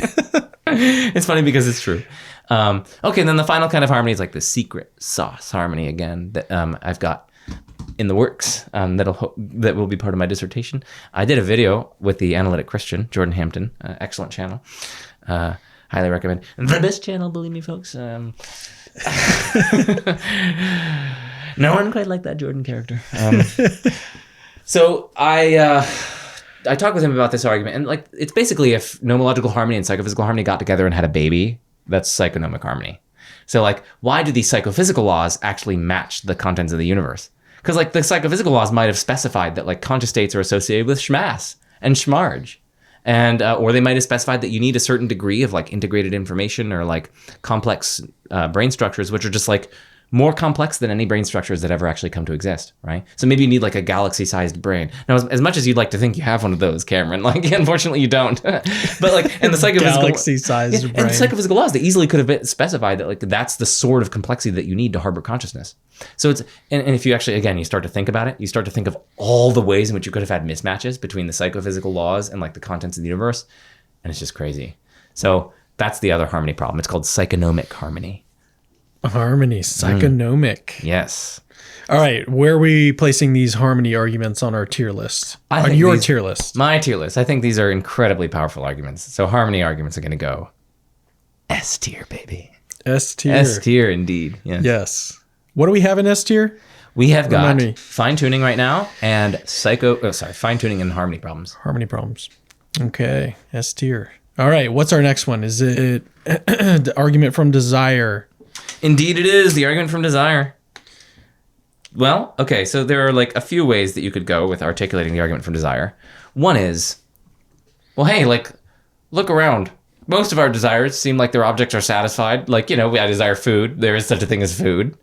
I desire sex. There is such a thing as sex. I desire water. There is such a thing as water. I desire a family. I desire puppies, Generally speaking, our desires have their objects. Oh, and here's another thing. I desire, like, to live forever. I desire Lots of us want like a relation, like a deeply loving relationship with like a perfect being, like God, you know? And so I think maybe perhaps more widespread is like that desire to live forever, you know, like the fear of death and whatnot. And so like, at least if in general our desires, their objects are satisfied, then maybe we can just like inductively generalize and think that, okay, probably this desire for eternal life is also satisfied. And of course, you know, that's not really possible under naturalism, you might think. And so maybe only theism provides the kind of best account of how you could have a, you know, an eternal afterlife or something. So that's like an inductive version. There's also another version where it's like, you might think that like, I don't know, a lot of people have this experience where we're just like deeply unsatisfied without God. You know, there's like a God-shaped hole in us. Like, you know, I was watching this one recent interview on Matt Fradd's channel, like really good interview with like the founder of Elf. Yeah. Really good. And he's like this multimillionaire and he's just got it all, you know, he's got tons of like, he's in Hollywood. He's got tons of celebrities at his house. He's got this gigantic house. He has these like cars that are worth hundreds of thousands of dollars, like multiple of them. He's got, like a huge estate. It's like a multimillionaire at least multimillionaire. And like, he just describes like, just, you know, at one of these parties, he's just like, I've got everything, but I'm so empty. Like these temporal goods, they just don't do it. They just don't cut it. Like there's some deeper kind of craving in here, you know? I think a lot of people experience that. Yeah. And at least if a lot of people experience that, you might just think like, okay, that's like a datum. What explains that datum? Why are we just like so fundamentally unsatisfied, even when we've got everything going for us, like health, a good like family, say, like friends all around us. We've got all the money in the world. We've got all the comforts that we could possibly want. Why are we still oftentimes so deeply unsatisfied in that case? And well, one potential explanation you might think is plausible is like, well, if God exists, maybe it wouldn't be so surprising that like he created us for union with him so that we really would be like at our core kind of fundamentally dissatisfied, even if we don't notice it. But, you know, maybe we'll have some certain moments where it's just brought out that like fundamentally we're not fulfilled without God. And if there are lots of experiences like that, as seems to be the case, there are lots of testimonies to that. Maybe theism best explains that.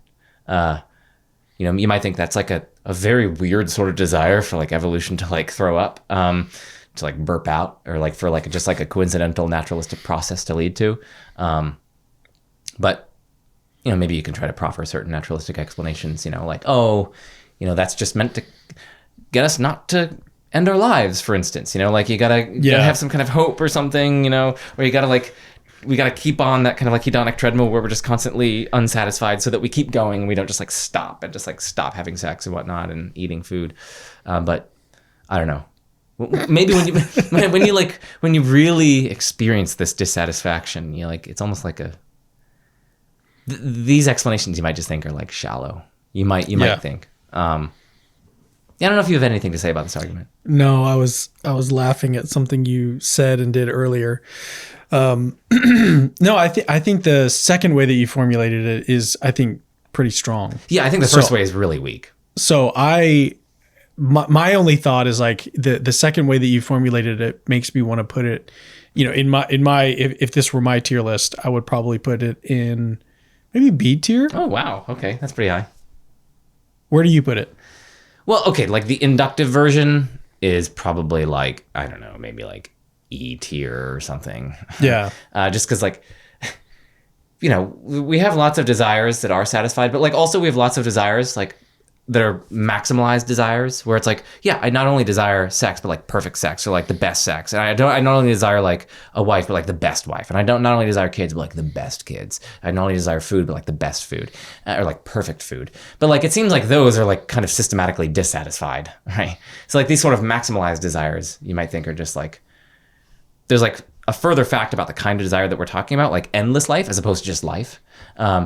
There's a certain fact about that kind of desire that makes it relevantly different from other sorts of desires, and which like the evidence, like the inductive evidence base is much weaker. So I would actually probably put that like inductive version far lower, like it'd probably be E.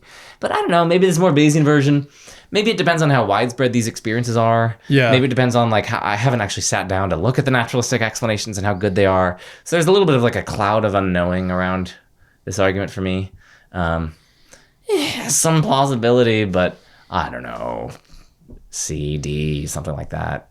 It's just like not among the most forceful to my mind. We got to put it somewhere. We got to put it but in dude, like C we're or talking D. like harmony arguments, like religious experience. I think religious experience is probably more powerful than this, just because maybe it's more widespread, and it's also like much more like some people really have just like detailed like religious experiences of like Christ coming and visiting them and like saying like really fortunate like things that like would be like really hard for like a brain process to just burp up and get right, you know. And then sometimes they're associated with like objective phenomena, which we'll get to later. But so I think this is less powerful than religious experience. I'm still gonna go with maybe D. I'm gonna probably put it in D. C or D. D. D plus. C minus or D plus. D plus. It's D. It's D. It's D. Okay, D. All right, D it is. Our next argument is contingency, and this one has a very special place in my heart because it was when I first encountered the work of none other than one Josh Rasmussen. Josh, we love you. We love you. I'm not doing a heart right. You're just like, I'm like, yeah, no, Josh is like just a beautiful person. And his work on the contingency argument is beautiful. He's developed it. He's developed this really cool argument from dependency and stuff. And it's super cool. And so as much as personally I would love to put this one in S tier, I think I don't know that I can anymore. We'll talk about yours. But yeah, give us a quick rundown of this argument and then maybe any updates that you're aware of that have been made to it recently. yeah, so there's so many different versions of the contingency argument. They're like modal contingency arguments, and they're different formulations of the contingency argument itself. So, but like a plain vanilla version is like, hey, there are contingent things that could have failed to exist, things that exist, but they don't have to exist. Like, you know, you or me, like I didn't have to exist. My parents had never met. I wouldn't be around. So there are lots of things that like don't have to exist in the way that like 1 + 1 has to equal 2. That's like a necessary fact. Now, contingent things, both individually and plurally, seem like they have explanations. It's like everywhere in our experience when we look, we find when there's a contingent thing, it has an explanation. Like basically everything in this room is contingent. Everything in this room has an explanation. And there's not only an explanation of like any particular individual contingent thing, but also like collections of contingent things. Like if you just came across just like a collection of, I don't know, like shiny orbs in the forest, like you wouldn't take seriously that like, oh, those either just came into existence with no explanation or they just sort of, you know, existed eternally for no explanation whatsoever. Like, no, like there's some sort of deeper account for why there's this collection of orbs there. So like you might find it intuitively plausible that contingent things individually and plurally have explanations. It's abundantly confirmed in our everyday experience. You might think if you deny that principle, then you might get into some implausibly skeptical results that like Rob Koons and you know, Alexander Proust have published on. So like we might think that like, you know, it seems pretty plausible that contingent things have explanations. We'll now consider the, you know, collection of all contingent things. Per our principle that we just gave, that explanatory principle, that has an explanation. But of course the explanation can't be in terms of anything contingent, because contingent things are parts of the very explanation that we're seeking. It's part of the very thing that we're seeking an explanation of, right? We're trying to ask why there are any of those contingent things at all in the first place. So you can't appeal to one of those contingent things. That would be a circular explanation. And so the thought is, because contingent things have explanations and no contingent thing can explain the fact that there are any contingent things at all, you know, the collection of all contingent things, we have to appeal to some necessary thing.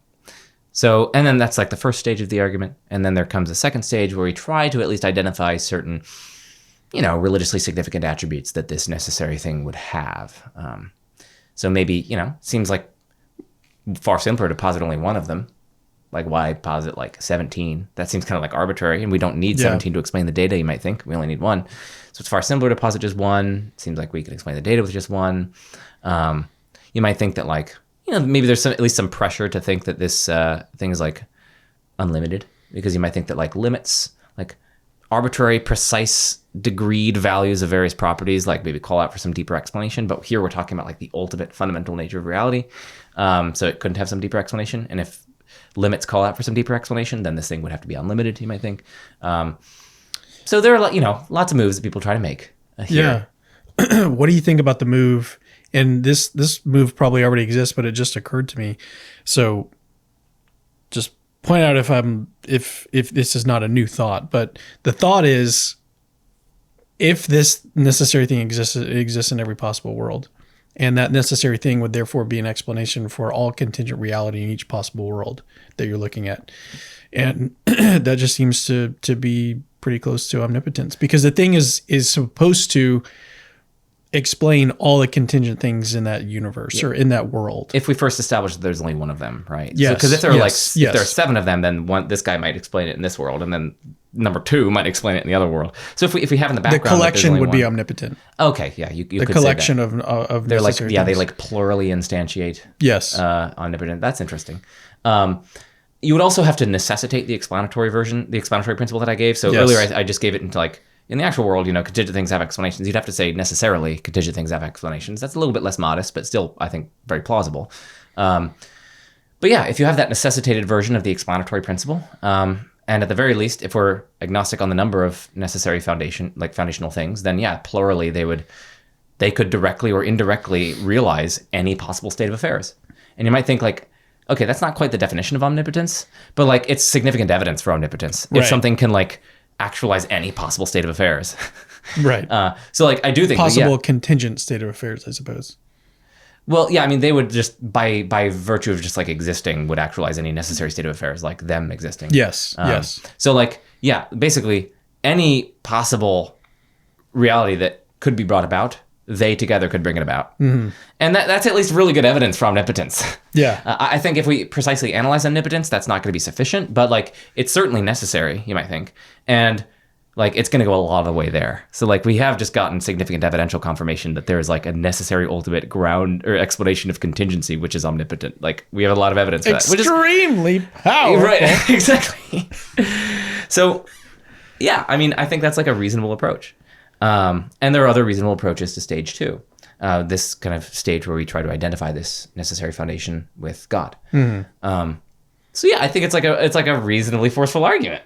Yeah. Yeah. Where would you put the contingency in your thinking? Yeah. now, So I mean, like my nowadays? more recent thinking is like, okay, it's not like harmony level kind of argument, because like metaphysics Or is difficult. fine-tuning. People or fine tuning, like so I think those are more powerful than the argument, but it's still a pretty good argument. So I'm going A tier. A tier. A tier it is. I think it's a good argument. Yeah. Yeah. I think that's where I would put it too.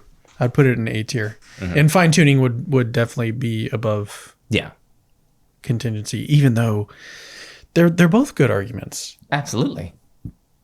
Of course. Sorry, I just burped. And they're both, I mean, as we were alluding to, they're both even like collections of arguments, right? Because fine tuning, there's like Robin Collins' stuff on fine tuning for discoverability, and then I gave the one about like a priori fine tuning, and then there's like the constants, and then the contingency. There's like modal contingency arguments, and like the contingency argument that I gave, and like various others. So lots of arguments. We got lots of arguments. Lots. We got arguments at the only got Wazoo, the in best arguments. They're sending us Everybody tells me I've got the best the arguments. atheists. They're sending us their worst. Okay, Thomistic cosmological arguments. So these roughly, I mean, they all share a kind of similar structure. There are so many different arguments, so it's kind of unfair to kind of group them into one category. But the general structure is like, hey, there's some kind of category or class of entities out there, either changeable things or contingent things. Sometimes those are looped in. Composite things whose essence, what they are, is distinct from their existence. The fact that they exist. So like there's this class of things which require sustaining causes, something that sort of like keeps them in existence at any moment at which they exist. So like, changeable things, composite things in which essence and existence are distinct. They require some kind of outside explanation for why they exist at all. And moreover, they require some kind of like outside sustaining cause for why they exist at any given moment.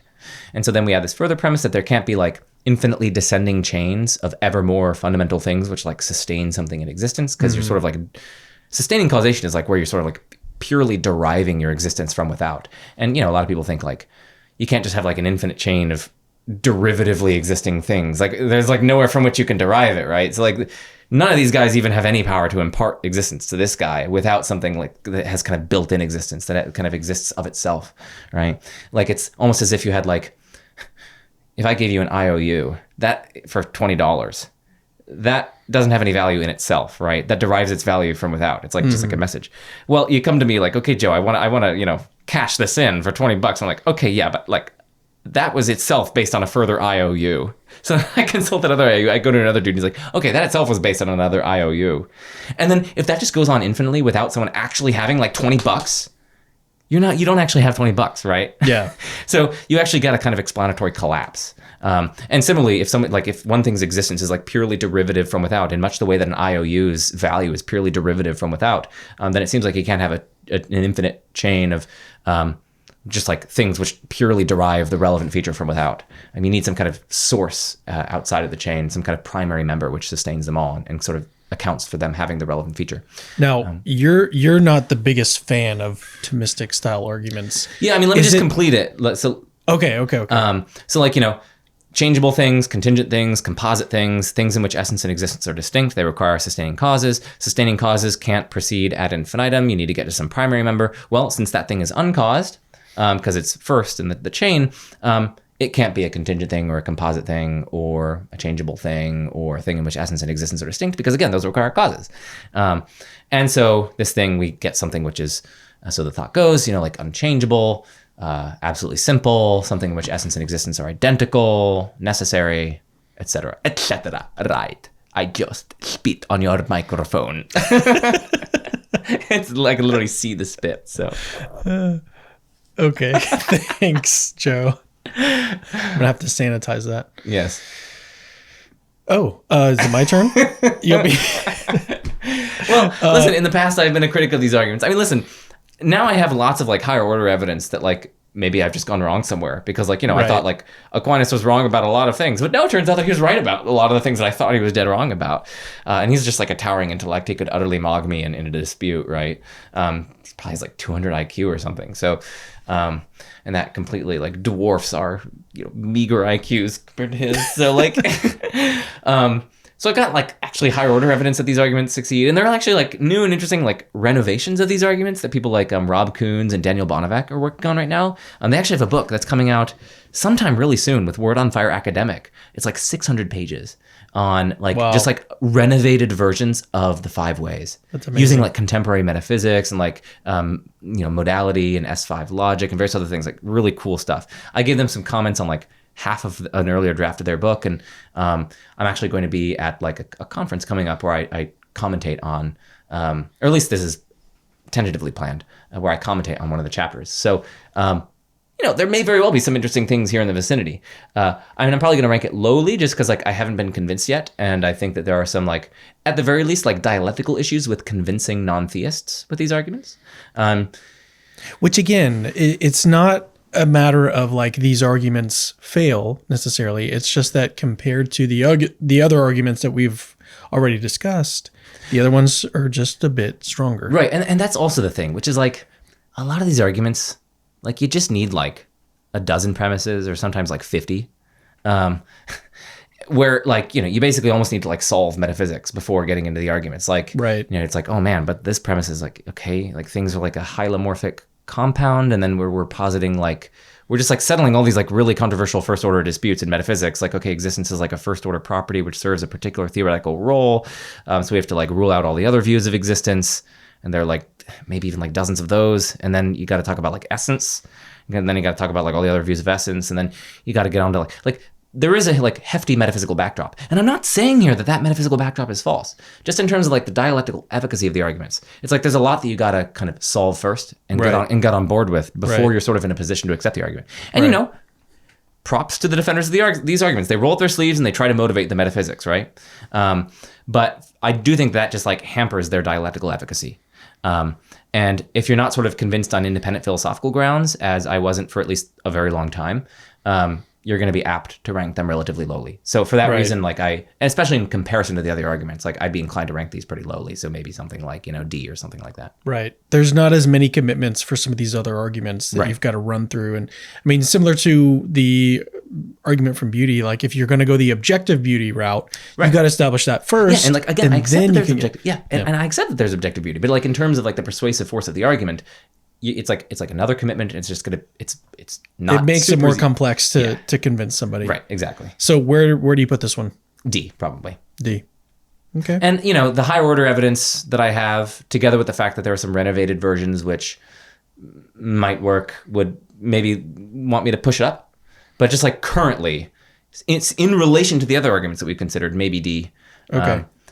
But like I haven't actually read the finished draft and like actually like. So firstly, I only commented on like half of the Koons and Bonovac book, and that was like an earlier rough draft.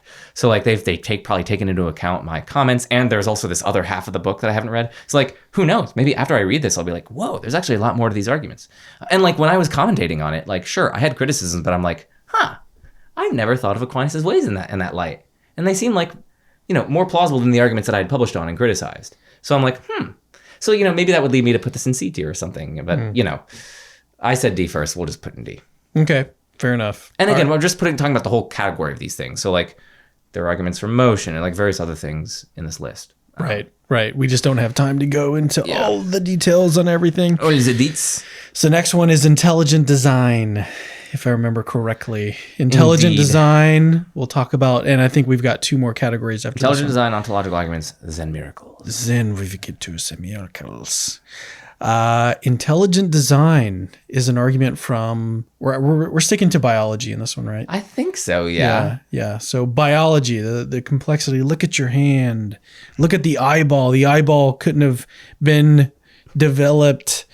What would have had to happen at first, right? I mean, you get like this a sensation on the top of the head of some creature that can like sense light and darkness, and then what happens next? Like, what's the next step, and how does this evolve over the course of millions of years to the point where we have these like super crazy, intricate eyes. Intricate eyes that have retina and parts sort of coordinating to serve some kind of like integrated function, and right. You get the point.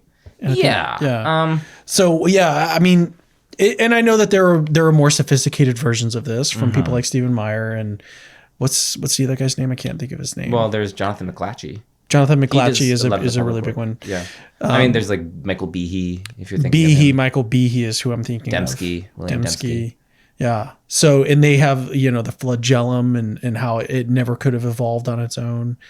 And so, but where do you rank? I mean, we don't need to spend a ton of time on this one. Yeah, because I haven't studied this in significant depth. I just sort of have to go on some some higher order evidence. It seems to me that these are like relatively minority views that the intelligent design type things among like biologists and like professionals on the topic. So as a kind of outsider to the disputes, I sort of just have like a defeasible presumption in favor of like what like the majority of the scholars say.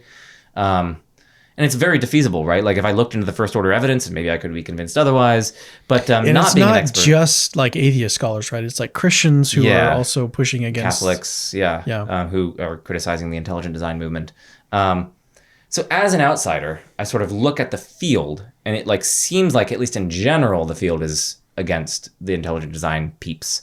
But having said that, like I've watched some lectures and stuff from Stephen Meyer, and I'm like, this sounds kind of interesting. He's talking about the information and DNA and stuff. Like it's pretty interesting.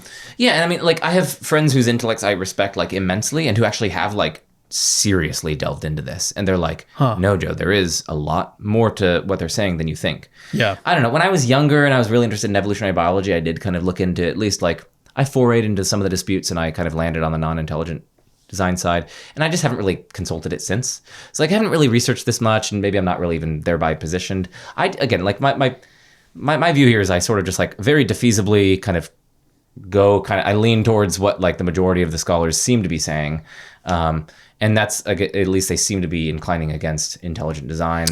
And but it does still seem like there's quite a barrier for the sort of dialectical force of this one to the average person, and like understanding like how the argument is supposed to work. And all the numbers. So like the dialectical efficacy, and then also like for the non-professionals, the lay people who in relation to this field, I'm one of those. Like I just got to kind of go on these higher order considerations, like what the majority of scholars are kind of saying. So it just limits the dialectical efficacy, and I'm not really in a position to examine the first order disputes with my own puny intellect right now.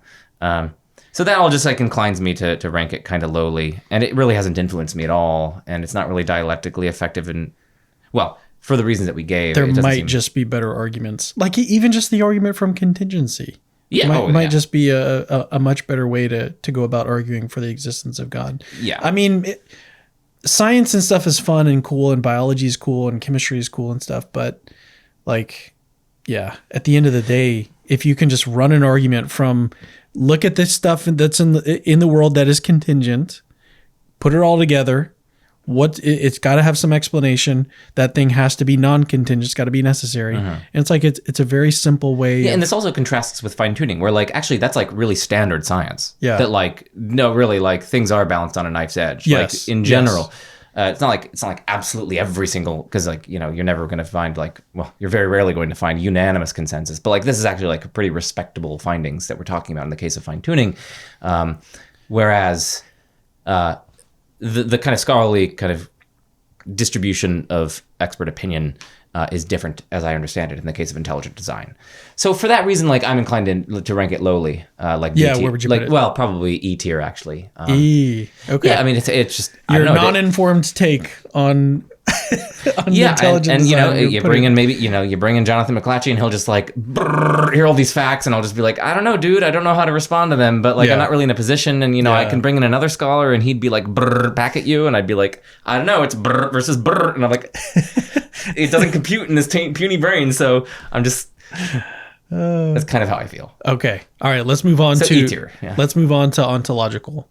So this category of argument is one that you have a love-hate relationship with, to put it lightly. Yes, I mean these are fascinating arguments, and that's why you love them. Yeah, because you can learn so much just by examining the philosophy. Yes. Like you genuinely just learn how to do philosophy. You cut your critical teeth by examining the arguments, and for that reason, I think they're just so fun. And like there is a brilliance and a genius to them, kind of. In my experience, like I went from thinking like it's a toy argument, doesn't do anything, to thinking, oh, it's a terrible argument. There's like really good objections. Then back to thinking that it was a good argument. Then back to thinking it's not a very good argument. So like in my own journey, I've had like this roller coaster experience of like, yeah, this is an amazing argument. No, it's terrible. Actually, there's something to it. It's like, I don't know if you've had that experience too. But there's something interesting about this. The fact that you can sort of just argument. sit from the armchair and just like think about possibility or necessity or God's nature or something, and then like just like derive that God exists. I like that prospect. It sounds pretty cool. Well, so let's get a basic form of the argument. So, two versions maybe that we could just put on the table. One is just Anselm's, and then the other is just like a modal ontological argument. Yeah. I can be relatively brief with these. So Anselm's ontological argument. Anselm basically just says that, hey, like, what is God? God is a being than which none greater can be conceived. Okay, suppose, for reductio, that God does not exist. Well then, I can conceive of a being greater than God, namely one just like God, but which exists.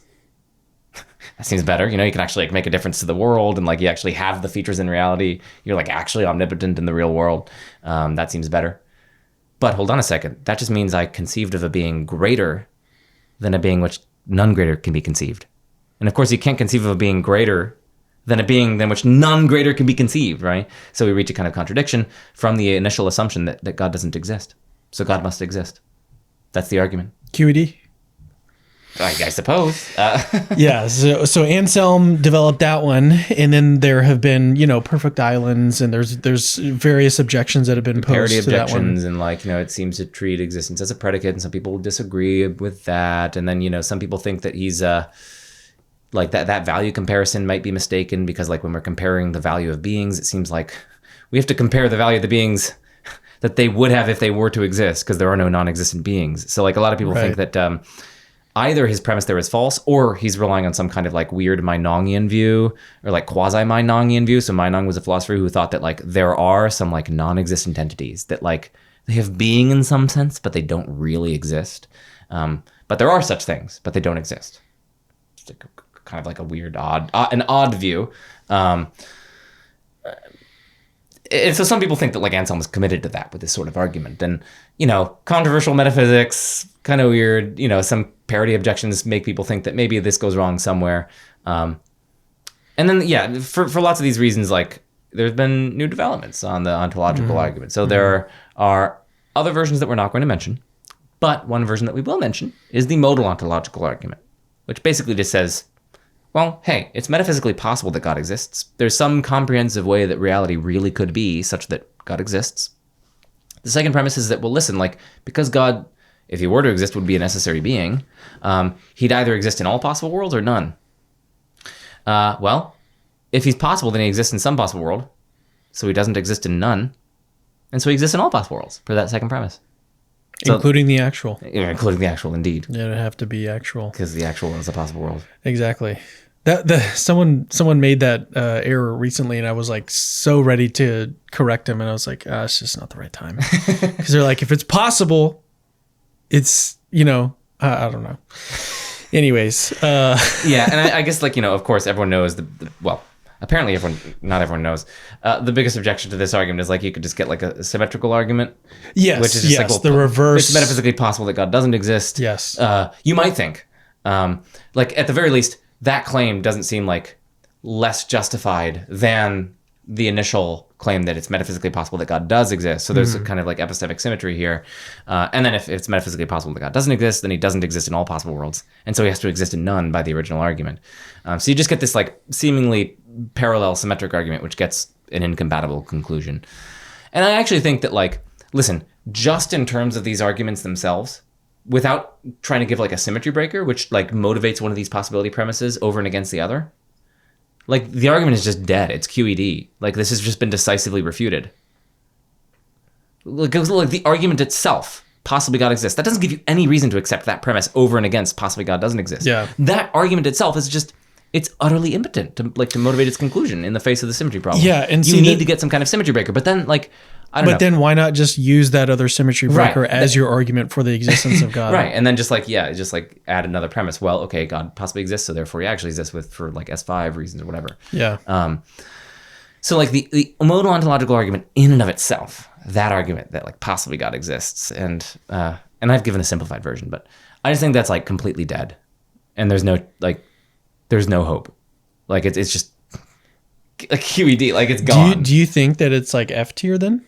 Oh, is it as bad as a banana argument? Well, I mean, yeah, kind of. But I mean, but like, okay, there are like certain classificatory issues here where it's like, well, maybe you could say that it's like, listen, it's part of the modal ontological argument that like maybe you could just find it more plausible intuitively that possibly God exists than not. Or like maybe you could just like somehow classify as part of the modal ontological argument a particular symmetry breaker, like the kind that I was talking about earlier. Yeah. So if you allow that classificatory move, then of course it's not going to be F tier.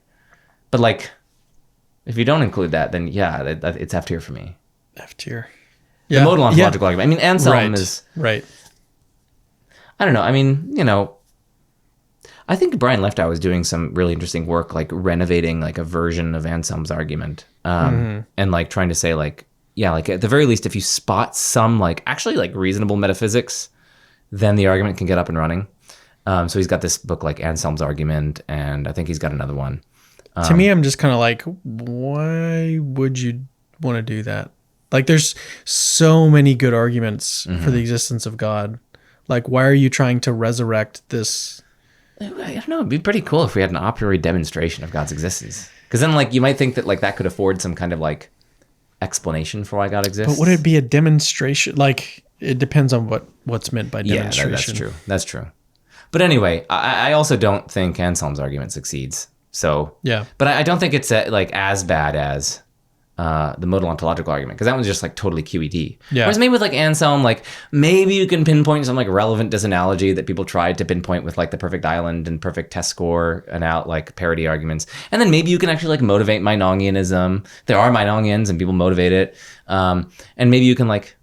You can finesse things. I mean, again, I don't think it's a particularly plausible argument, so like I'd probably put it E tier, but it's not F. Yeah. So Anselm is E, and then modal is F. Okay, we've come to our last category, which is, in my opinion, the most exciting category, miracles. And another thing that's kind of like wonky about this one is that there's just so many. Like we talked about the harmony arguments, we listed out 3. This one, there's like, what, millions of miracles for the truth of Christianity, and then we just got to focus on like the big ones and like which ones do we cover in this section. So it's kind of difficult to like nail it down. But in attempting to tackle this category, where would you begin? Like, what's the one that maybe sticks out the most to you? Well, the one that sticks out most probably is Padre Pio, probably. Just like all the mystical charisms with him. I mean, it's almost like cheating because like it's like a bazillion miracles wrapped up into one. Yeah. But like, dude, we have like doctors writing reports immediately after seeing him where they're like, yeah, I palpated both of his hands and his feet. And here's my like extensive description of what exactly I saw. It's like, okay. In like really crazy medical terms. Yeah, no, exactly. And then, we get like what, like 7 different doctors to do that. And then like, like dozens of people are like taking his temperature and sometimes using in sequence. And they're like using like a mercury thermometer. They put it in there. The mercury goes so high up, it literally shatters. So then they get a professional bath thermometer. They take it, they put it in there like, oh, okay, 125 degrees. Yeah. Because that happens. And he's just like up and running. Like normal people. To normal people. No, naturalistically inexplicable for all different sorts of reasons. And again, like he just happened to do this for like dozens of times in addition to... like your body literally can't produce that amount of heat. No, and like, without he's like killing yourself. losing supernatural like amounts of blood without somehow getting like anemia or anything like that. He's literally like regenerating people's eyes, for which we have medical documentation. This is in, Ethan's Motiva Credibilitatis article. He's got like this like odor of sanctity, which is like filling rooms. It's like sticking with his relics sometimes for like years on end. So like the sorts of... But also like selectively. Yeah, and like some also people, selectively. some people smell it, some people don't. And so like the conspiracy that you'd have to posit to explain away all the data with Padre Pio is just like enormous and just absurd, I think. And like, okay, that's just like one dude. And like, I'm just getting started. Like I've got like Zaytun, Fatima, Lourdes, Guadalupe, like Lanciano Eucharistic Miracle, Buenos Aires, Sacoca, Tix, La Legnica. We've got like all these canonization healing miracles. We've got like Saint Charbel. We've got like all these different sorts of things. And Saint Charbel has what now? It's like 33,000 something like that miracles attributed to his like, intercession. And they like submit the medical documentation to the people and whatnot. And it's like, yeah, like we have these things. Like we got the goods. We've got like the blinded laboratory analyses. We've got like X-ray, like before, after. So like, and like Matthew Pelliceris, I didn't actually talk about this one with anyone. So like he was seeking the intercession of, he and his family were, okay, let me step back. He was born in 1951 in Kerala, India, with severe bilateral congenital clubfoot. So his feet basically just like curve in on themselves like this. So like basically imagine if my feet were like inwards, and it just completely messes up all the tendons and ligaments and bone structures and whatnot. And so like he's having to, we have like a signed, notarized copy of the person who gave birth to him certifying that he had congenital clubfoot. We have photos of him in childhood with the congenital clubfoot. We collected like the testimonies to like tons of different people saying, yeah, he literally walked around on the sides of his feet and he had calluses all the time. So it's just an indisputable fact that he had severe bilateral congenital clubfoot.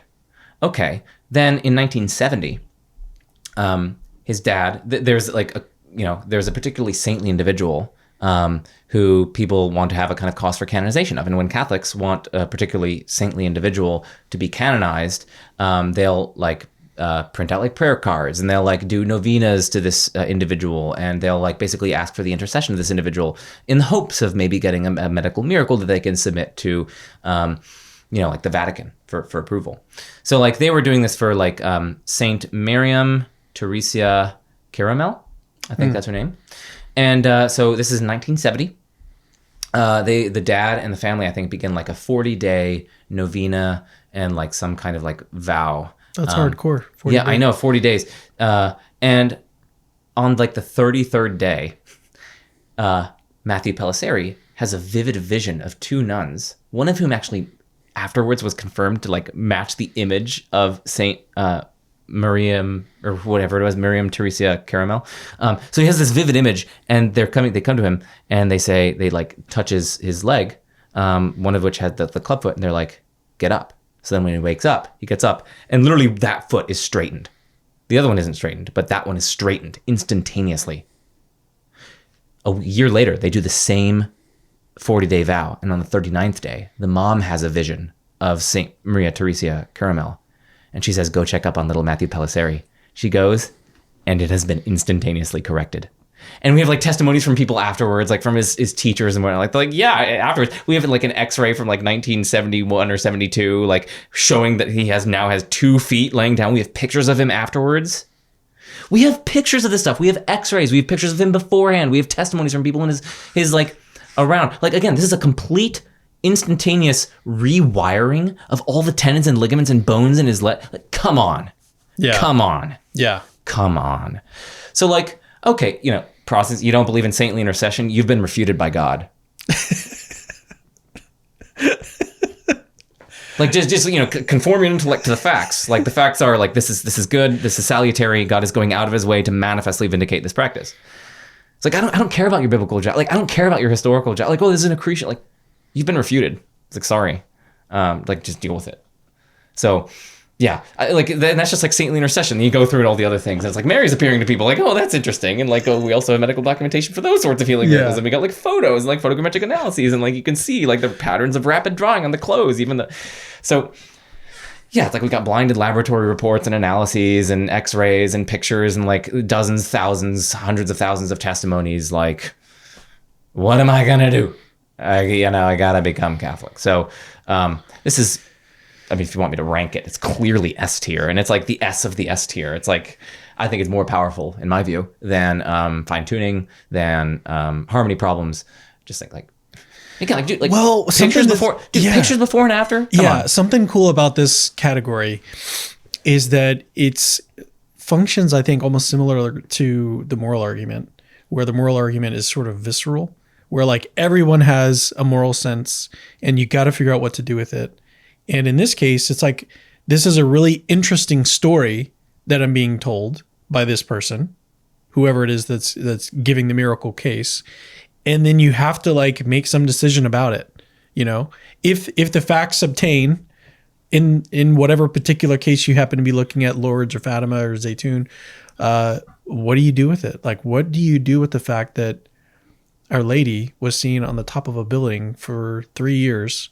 Sometimes for hours on end. With doves behind her, with incense rising up around billowing her. massive clouds of incense that you need like thousands of sensors, which no one ever saw or detected, where they're shutting off like all the electricity to the neighborhood, and where like there are all these medically documented healing miracles associated with it, and where like these doves are seen to like spontaneously like form out of thin air and then spontaneously dissipate, and where there's like cool independent like cross corroboration, like undesigned coincidences from people on opposite sides of the church to like exactly how the apparition started as like a thin slit of light and then turning into a ball and then taking a distinctive female shape.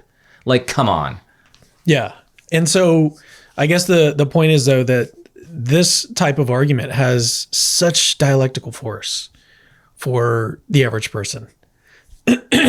Whereas like something like psychophysical harmony, like, yes, it's very, very strong. It's like a very intellectually strong argument.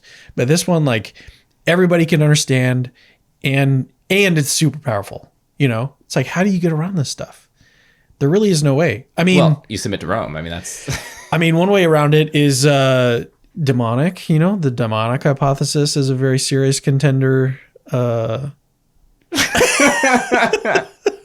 Oh, indeed, quite serious. Yes. Yeah. Yeah, I just don't understand like the draw to like say that this thing by God was demonic. Because it conflicts with your prior abstract highfalutin theoretical theology, which is of course what the Pharisees said. But. Yes. But it's just so strange. It's so strange to me. I'm